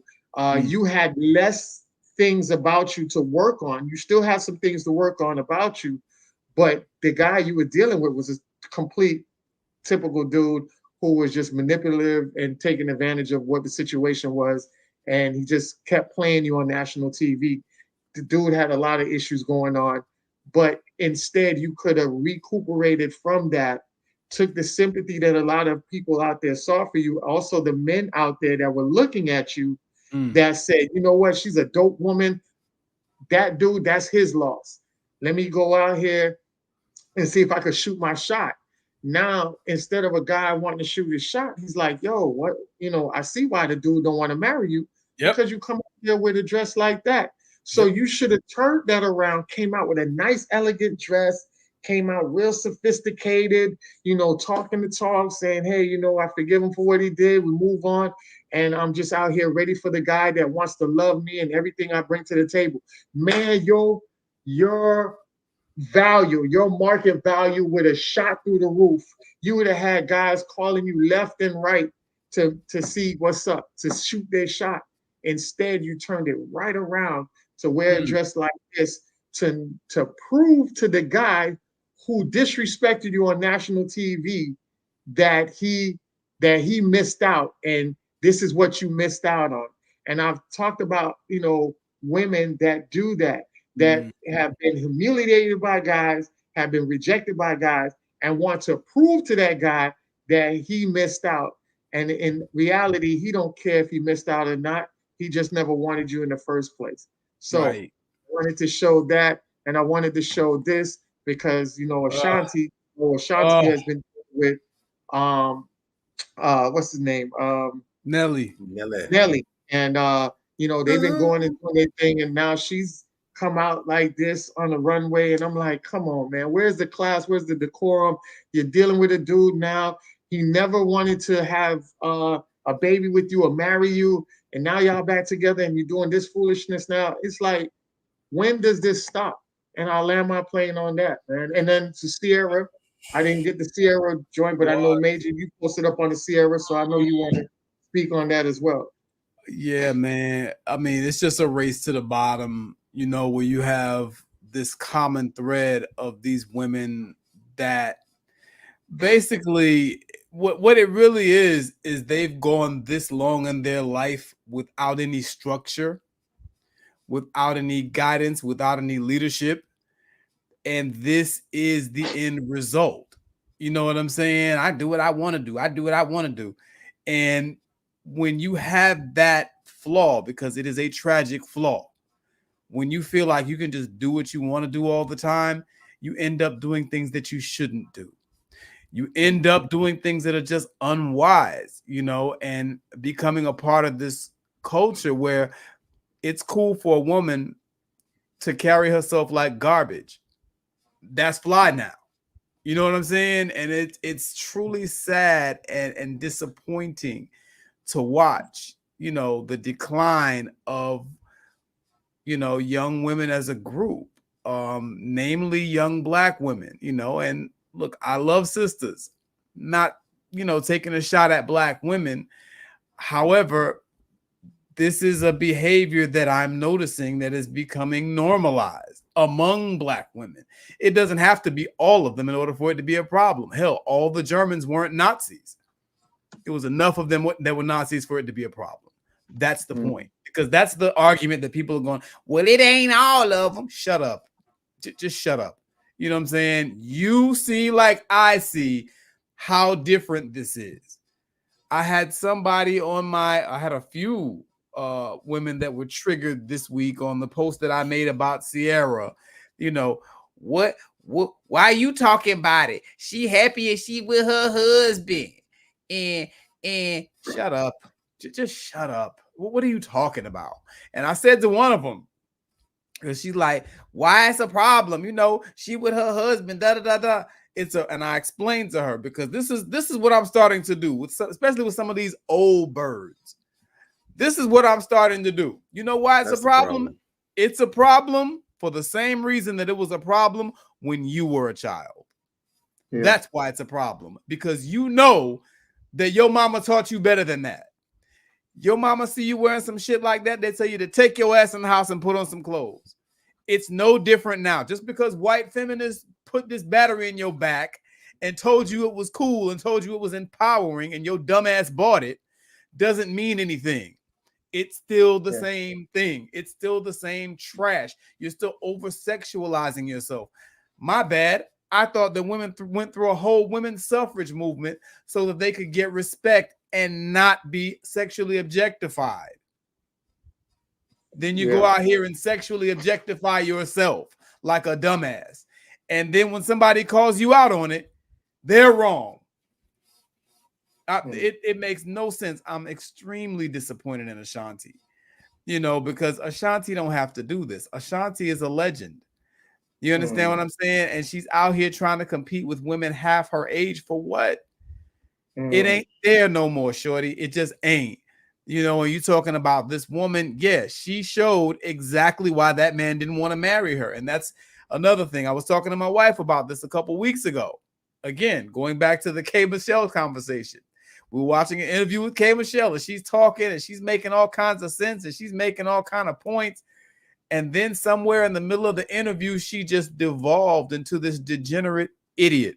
You understand what I'm saying? And that is way too common among modern women. You're smart in some things, but the minute it comes to dealing with men, a lot of them, their whole brain just falls out of their head. That has to change. You understand what I'm saying? This girl, she's listening to a lot of these other birds out here. They're telling her that is the way to make him feel like he's missing out on something. They show up there half naked and, all the men are salivating over you, whatever. It's absolutely not. She made a fool of herself. You understand? And she validated his choice at the end of the day. And Ashanti, unfortunately, because I was one of those people that's like, Nelly, stop playing with this woman. Marry her, put a ring on it. You back with her now, you still haven't married her. Now she done waited till she's in her 40s to become a single mother. You could have did that 10 years ago. Damn. It don't make no sense. Really? Is that what we're doing? So unfortunately, in this weird way, she kind of validated why he never wanted to put a ring on it. Women, you have to have standards. I'm going to say that again. Ladies, you're going to have some standards in order to get what it is that you want. You're going to have to draw a line in the sand and say, hey, ain't no babies coming up out of here without a ring, period. When was the last time you met a woman who said that? Lucky me, my wife. You understand what I'm saying? But, I didn't even have to. She just kind of exuded that from jump. I knew it. That's a keeper. That's the kind of woman you want to put a ring on it. You know what I'm saying? Because she's telling you without telling you, hey, man, I'm not that kind of girl. You dig? That's what men are going to wife and take seriously. Men will spit at you and tell you all kind of lies all day so they can fuck you. That ain't nothing new. Yeah. You understand? They'll do that all the time. You want a man that's going to invest in you, and you have to make yourselves worthy of investing in, ladies, and that begins with standards. All this hood rat shit where the bare minimum is acceptable, because women, they love to tell this lie. That bird, Ebony K. Williams, came on some show talking about how, black women are expected to take the bare minimum, and all the birds reposted it. Yeah. Always. Accepting the bare minimum, and they're talking about money. Let's get it straight. They're only talking about money. But when it comes to who you'll put your legs up for and have a baby for out of wedlock, oh well, there aren't really any standards when it comes to that. We can kind of get past that. That's bullshit. It should be the other way around. Why are you not requiring the men that you get with to have character? You'll throw your legs up and have a baby for anybody. Correct. Make it make sense. And then the next man who comes along, after you had your babies and all this type of stuff, no, he has to be top of the line. He has to be a high value man. This ain't a goddamn Tyler Perry movie. And no man has to save you from the era of your fucked up decisions. And I'll land my plane. And I just want to say, listen, y'all start giving Kevin Samuels his props, because I just seen a clip from Kendra G the other day, and she went ham on this woman that was on her page, who was this Puerto Rican chick that had 3 children. And then she talked about how she want a guy that's 6 foot and make over 100K to take care of her and the 3 children, and she's on food stamps, so she don't want to work.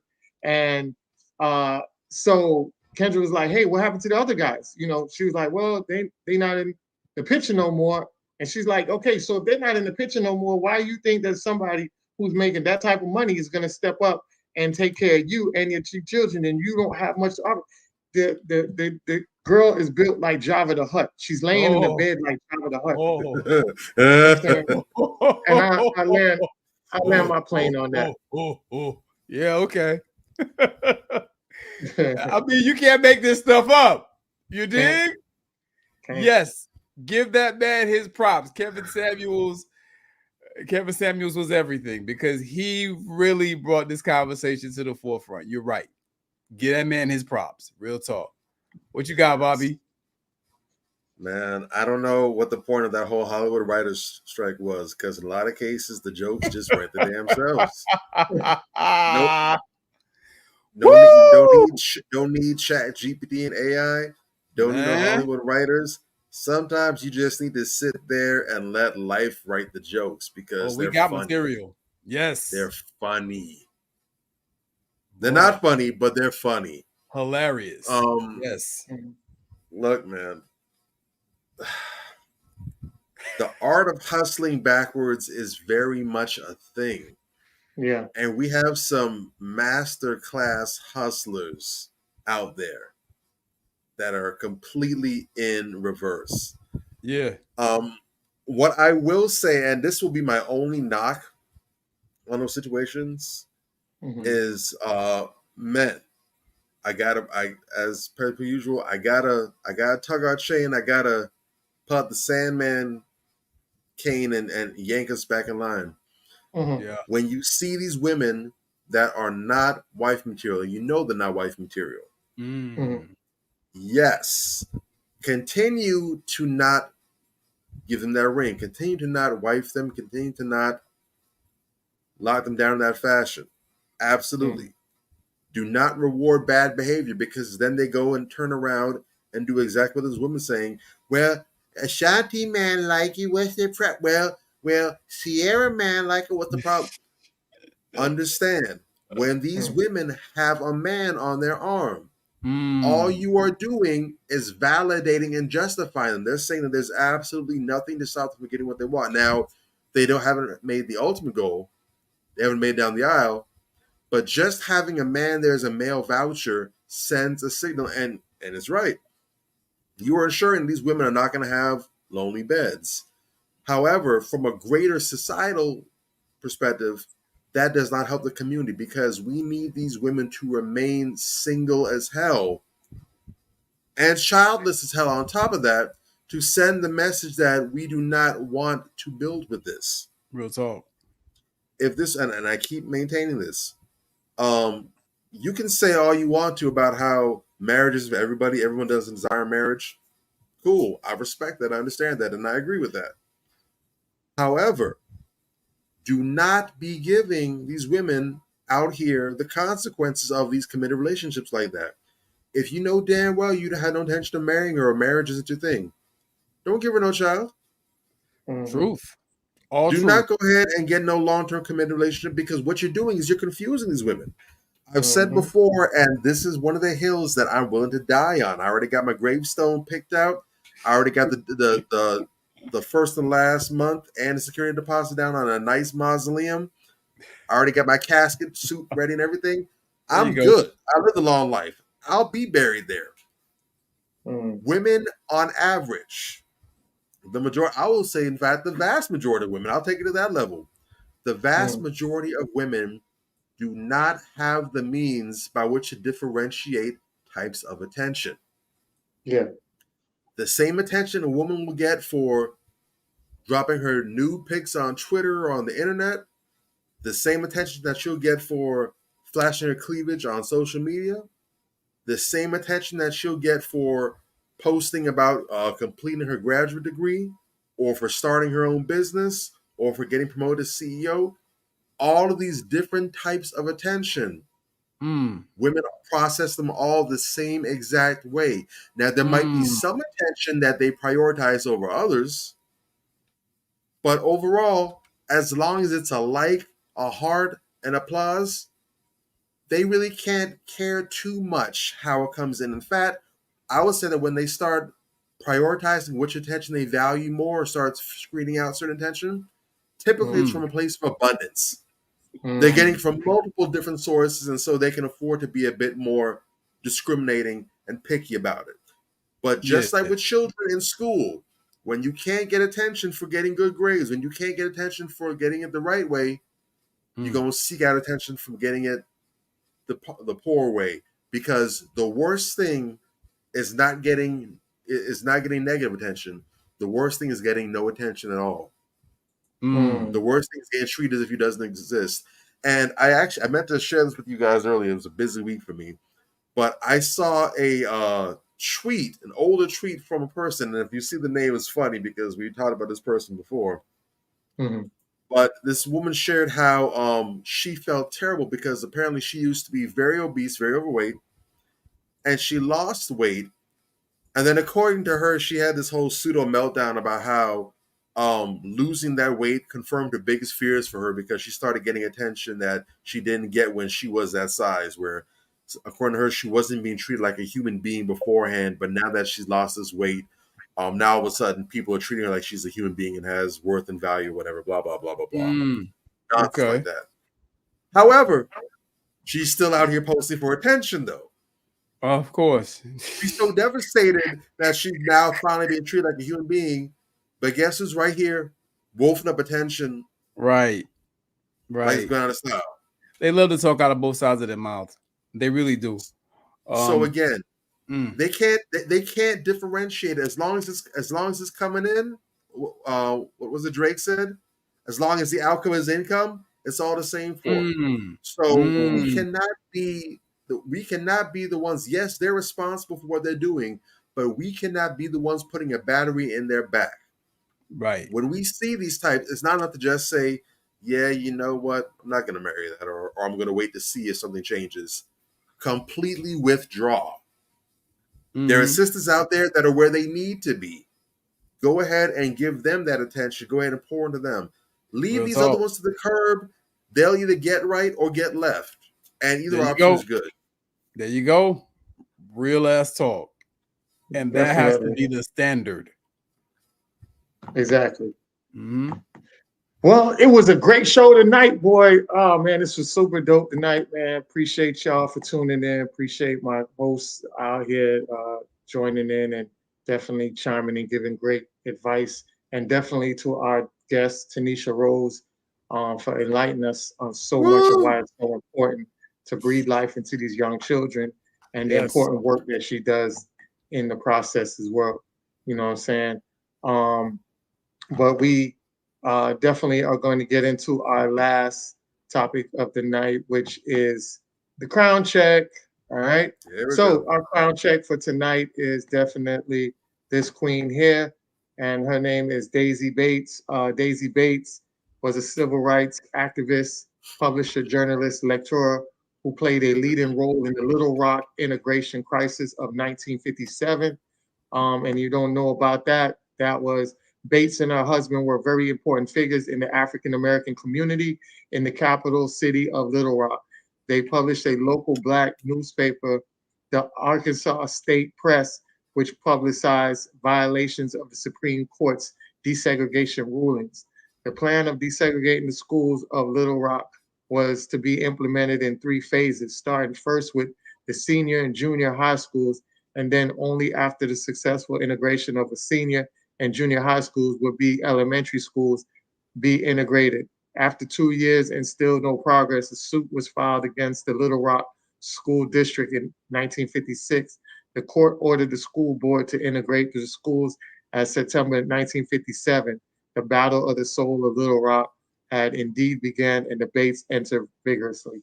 And shout out to her and her husband for, basically protecting our children and making sure that they weren't doing and treating our children unjustly and fighting for the education of our children as well. So definitely shout out to her. Right on point with today's superb guest. as educators that fight for the community, bring life into the community, and definitely are pioneers and will never be forgotten. And I land my plane on that and turn it over to you guys. Yeah, bruh, today's show was powerful, man. Shout out to that sister. She came through and she dropped some real gems. And I want to thank her again for her service and others that are moving in that way, are moving in that manner. Teachers, educators, babysitters. Some people call them babysitters. She doesn't refer to herself as a babysitter. That's what stood out to me first. That was the first thing she said. And I thought that was really important because she does so much more, and when people start seeing themselves in a bigger light, whereas they are contributors, they are active contributors to what is going on in society, that changes things. People always talk about, oh, what's the change? What's the solution? You are the change. You are the solution. That's just what it is. One person, that one woman, the way that she talks and the way that she speaks about how she's interacted with her children and the parents and so forth and so on, I'm sure that there's all types of change that she's made that she's not even knowledgeable of. You understand? And that's where we all need to be. The teachers need to be that way. The garbage men need to be that way. The judges sure as hell need to be that way. The police officers, the brothers who do what we do, the podcasters need to be that way. And if we all start to chip in a little more and take our roles more seriously and make sure that we're planting seeds and we're practicing what we preach, we're walking the walk instead of just talking the talk, that is how we see the change that we want to implement. So I think today was critical, and something that we've needed to talk about for quite some time because the kids need it. You know what I'm saying? And when you start helping the kids inadvertently, you're helping the parents and the community. Because, if you got a house full of baby kids and they're not learning and they're not doing right or whatever the case may be, you can't really blame the kids. Yeah. You dig? What are these adults instilling in those kids? Yeah. That's what it's about, because they're still kids at the end of the day. So shout out to that sister and the others who do this important work for doing this important work. This was a big one. Respect. Exactly. All the respect. And I want people to know that, remember, don't forget, she's 20, that's 26 years of marriage that she's in. So you got to understand, she's leading by example. So it's just like, hey, everything she says she's doing, you know what I'm saying? So, and I suspect it has a lot to do with it. Yes, definitely. Yes. Definitely. All right, Drake, that's on you. Take us out. Look, the three cornerstones of society. We're talking about the foundations that instill learning, wisdom, character, virtues, etc., that are responsible for elevating each individual person, and as a result, the society at large, are the school, the church or the place of spiritual development, and the home. These are the three pillars that are responsible for developing, shaping, and molding people. You get the first bit of education and the in-home constant reinforcement from the home. You have the structure and you have the development from the school. And then you have the spiritual aspect from whatever the place of worship or the place of spiritual enlightenment is that you attend. All three pillars are necessary for producing a healthy, functional, whole person. Now, this isn't to say that you cannot become that later on, but like anything else, if you have gaps, you need to fill the gaps in. Yeah. We need, as people, we need to have the structure that comes from a solid home life. We need the structure that comes from school. We need the structure that comes from your place of worship. These are the different elements that make us up and give us grounding, that give us that platform that we build on. Everything that we do going forward, no matter how high up we get or how low we get, our foundation is going to play a huge role in that. Unfortunately, we've seen now over the decades that every last one of these pillars has come under attack. The home is in shambles. The educational system is in shambles. The attack on the place of worship and spirituality, that's in shambles. More than ever, we have to make sure that we are doing what we can to minimize the damage that we have going on.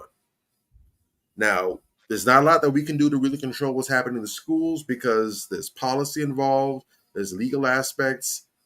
As a person, as a family, as parents, you do not control the schools, unfortunately. You may not have a say in what's going on in the spiritual realm about how people are perceiving the churches or the mosque or the temple or the synagogues, what have you. There might be issues that they're having because these are man-run organizations as well too. So as long as you have people in the picture, there's going to be problems that come with that as well too. The only thing that you can control is the home. And ultimately, no matter what these other places outside the household are doing, all they're really doing is supplementing. The foundation of the bottom of this pyramid, it's really an upside down pyramid if you want to think of it that way. The foundation of those other places is the home, because it doesn't matter if you're getting all manner of positive, solid instruction and reinforcement coming from your church. It doesn't matter if you're having top-notch education taking place at schools. If the home life is not providing that balance, that foundation, there's only so much they can do. Like Ms. Tanisha said, at max, she has 10 hours a day with your children, and that's a lot of time. It's a lot. But, you know, when the children go home, the weekends, Saturday and Sunday, 48 hours where they're not under her watch, they're not under care. If you're undoing and sabotaging all the good stuff that she's done throughout the week, you're hobbling her. When you're not taking it upon yourselves to take your education of your children seriously, when you're not being involved and invested, when you have other things to do, it doesn't matter how good the instruction is. And unfortunately, every single teacher is not as capable and qualified as Tanisha is. A lot of them do their best. There are some that, as I mentioned, they just show up to collect the check. I've seen those teachers, those educators. So you can't be burning the candle in multiple ends. You got to pick a struggle, man. And then these teachers already don't get compensated enough. They don't get enough support. It takes a lot as a teacher, if you've been in the classroom for several years, to show up every day and still give a damn and still be that invested.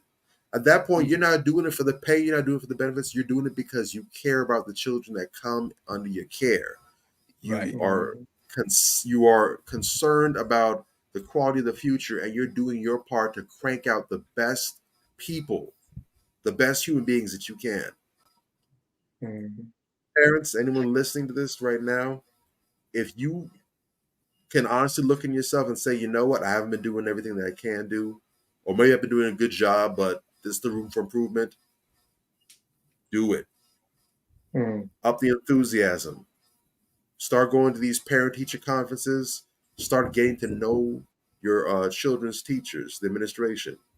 Let them know that you're there. How can I assist? What do I need to be doing? Take an active part in your children's leadership, in their education. I can say from being in the classroom, any student that I've had, that I've seen, that I've worked with, I can almost tell exactly what their home life is like based on how they're on that classroom. Any student I've had that was with it, that was smart, that was on top of it and focused, 9 times out of 10, when you find out, well, who's at home, you know, mommy, daddy there, what do they do? Once you start finding out these details, it's like, okay, it makes sense. And sure enough, in most cases, when you have the children that have those problems, especially the disciplinary issues, when you find out who's at home as well, again, it makes sense. What is being done at home makes all of the difference. And it guarantees that your child has the best shot at success and being something and making something of themselves, and ultimately being a benefit and a blessing to society and not a curse to society. Make sure, as always, to like, share, subscribe, tell somebody to tell somebody about these somebodies. We do this every week around this time, 8 o'clock p.m. Eastern Standard Time. Make sure you go ahead, if you're not already subscribed, follow Manifestations 2020. Can't wait to see y'all next week. Yeah. Definitely. With that being said, see y'all next week for another dope episode. Peace out, family. All right.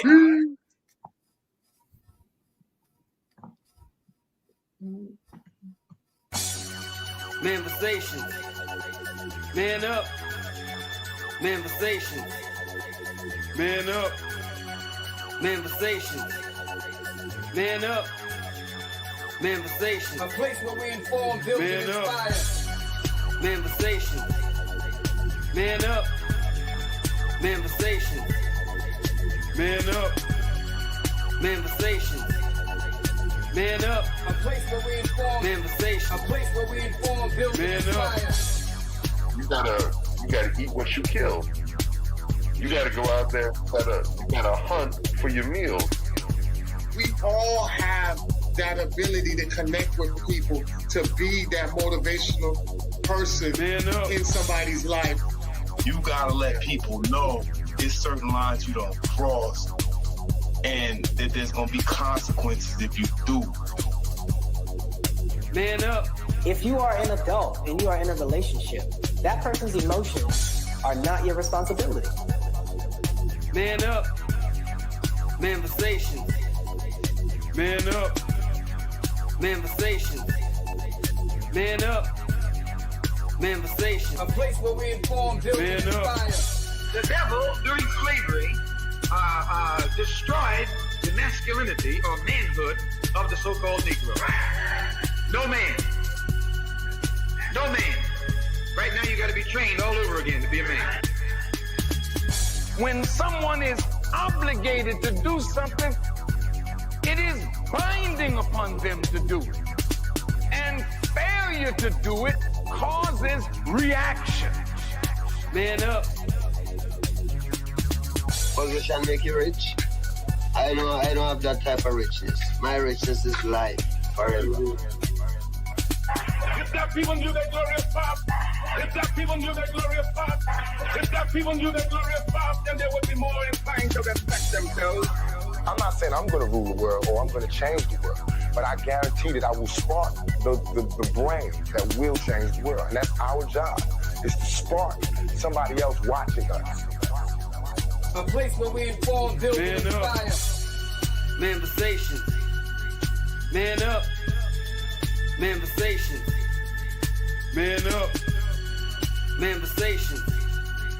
Man up. A place where we inform. Manifestation. A place where we inform, build, and Man up. inspire. You want to tell me about yourself? Go get your friends. I'll tell you who you are based on who your friends are. Don't just live and die. That's an ugly existence. Make your life matter, make your life count. Live a life where people can actually mourn you for the things you left behind, not just because you were around and existed. We need strong black nuclear family. Yes. Yes. That's what it is. Mother, father, son, daughter, all in the same house with a focus on the family unit as a whole. We had Tulsa, Atlanta, New Jersey, Detroit. We had Rosewood. We had Black Wall Streets all over. The Republicans aren't for us, but the Democrats aren't for us either.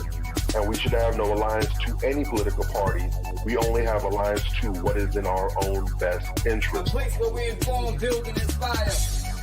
Manifestation. Man up. Manifestation. Man up. Manifestation. Man up. A place where we inform. Manifestation. A place where we inform, build, and Man up. inspire. At the end of the day, as men in the community, we Man must up. stand together and be counted because people look to us for guidance, leadership, and Man up. protection. And if we are not about that business, we are not on our job. Man up. Here we have grown-ass man conversations in the spirit of that purpose. Man up. Anthony Malcolm, Bobby Drake, Major Gage. Man up. We are. This is Manifestations 2020. Manversations. Man up. Manversations. A place where we inform, build, and Man up. inspire.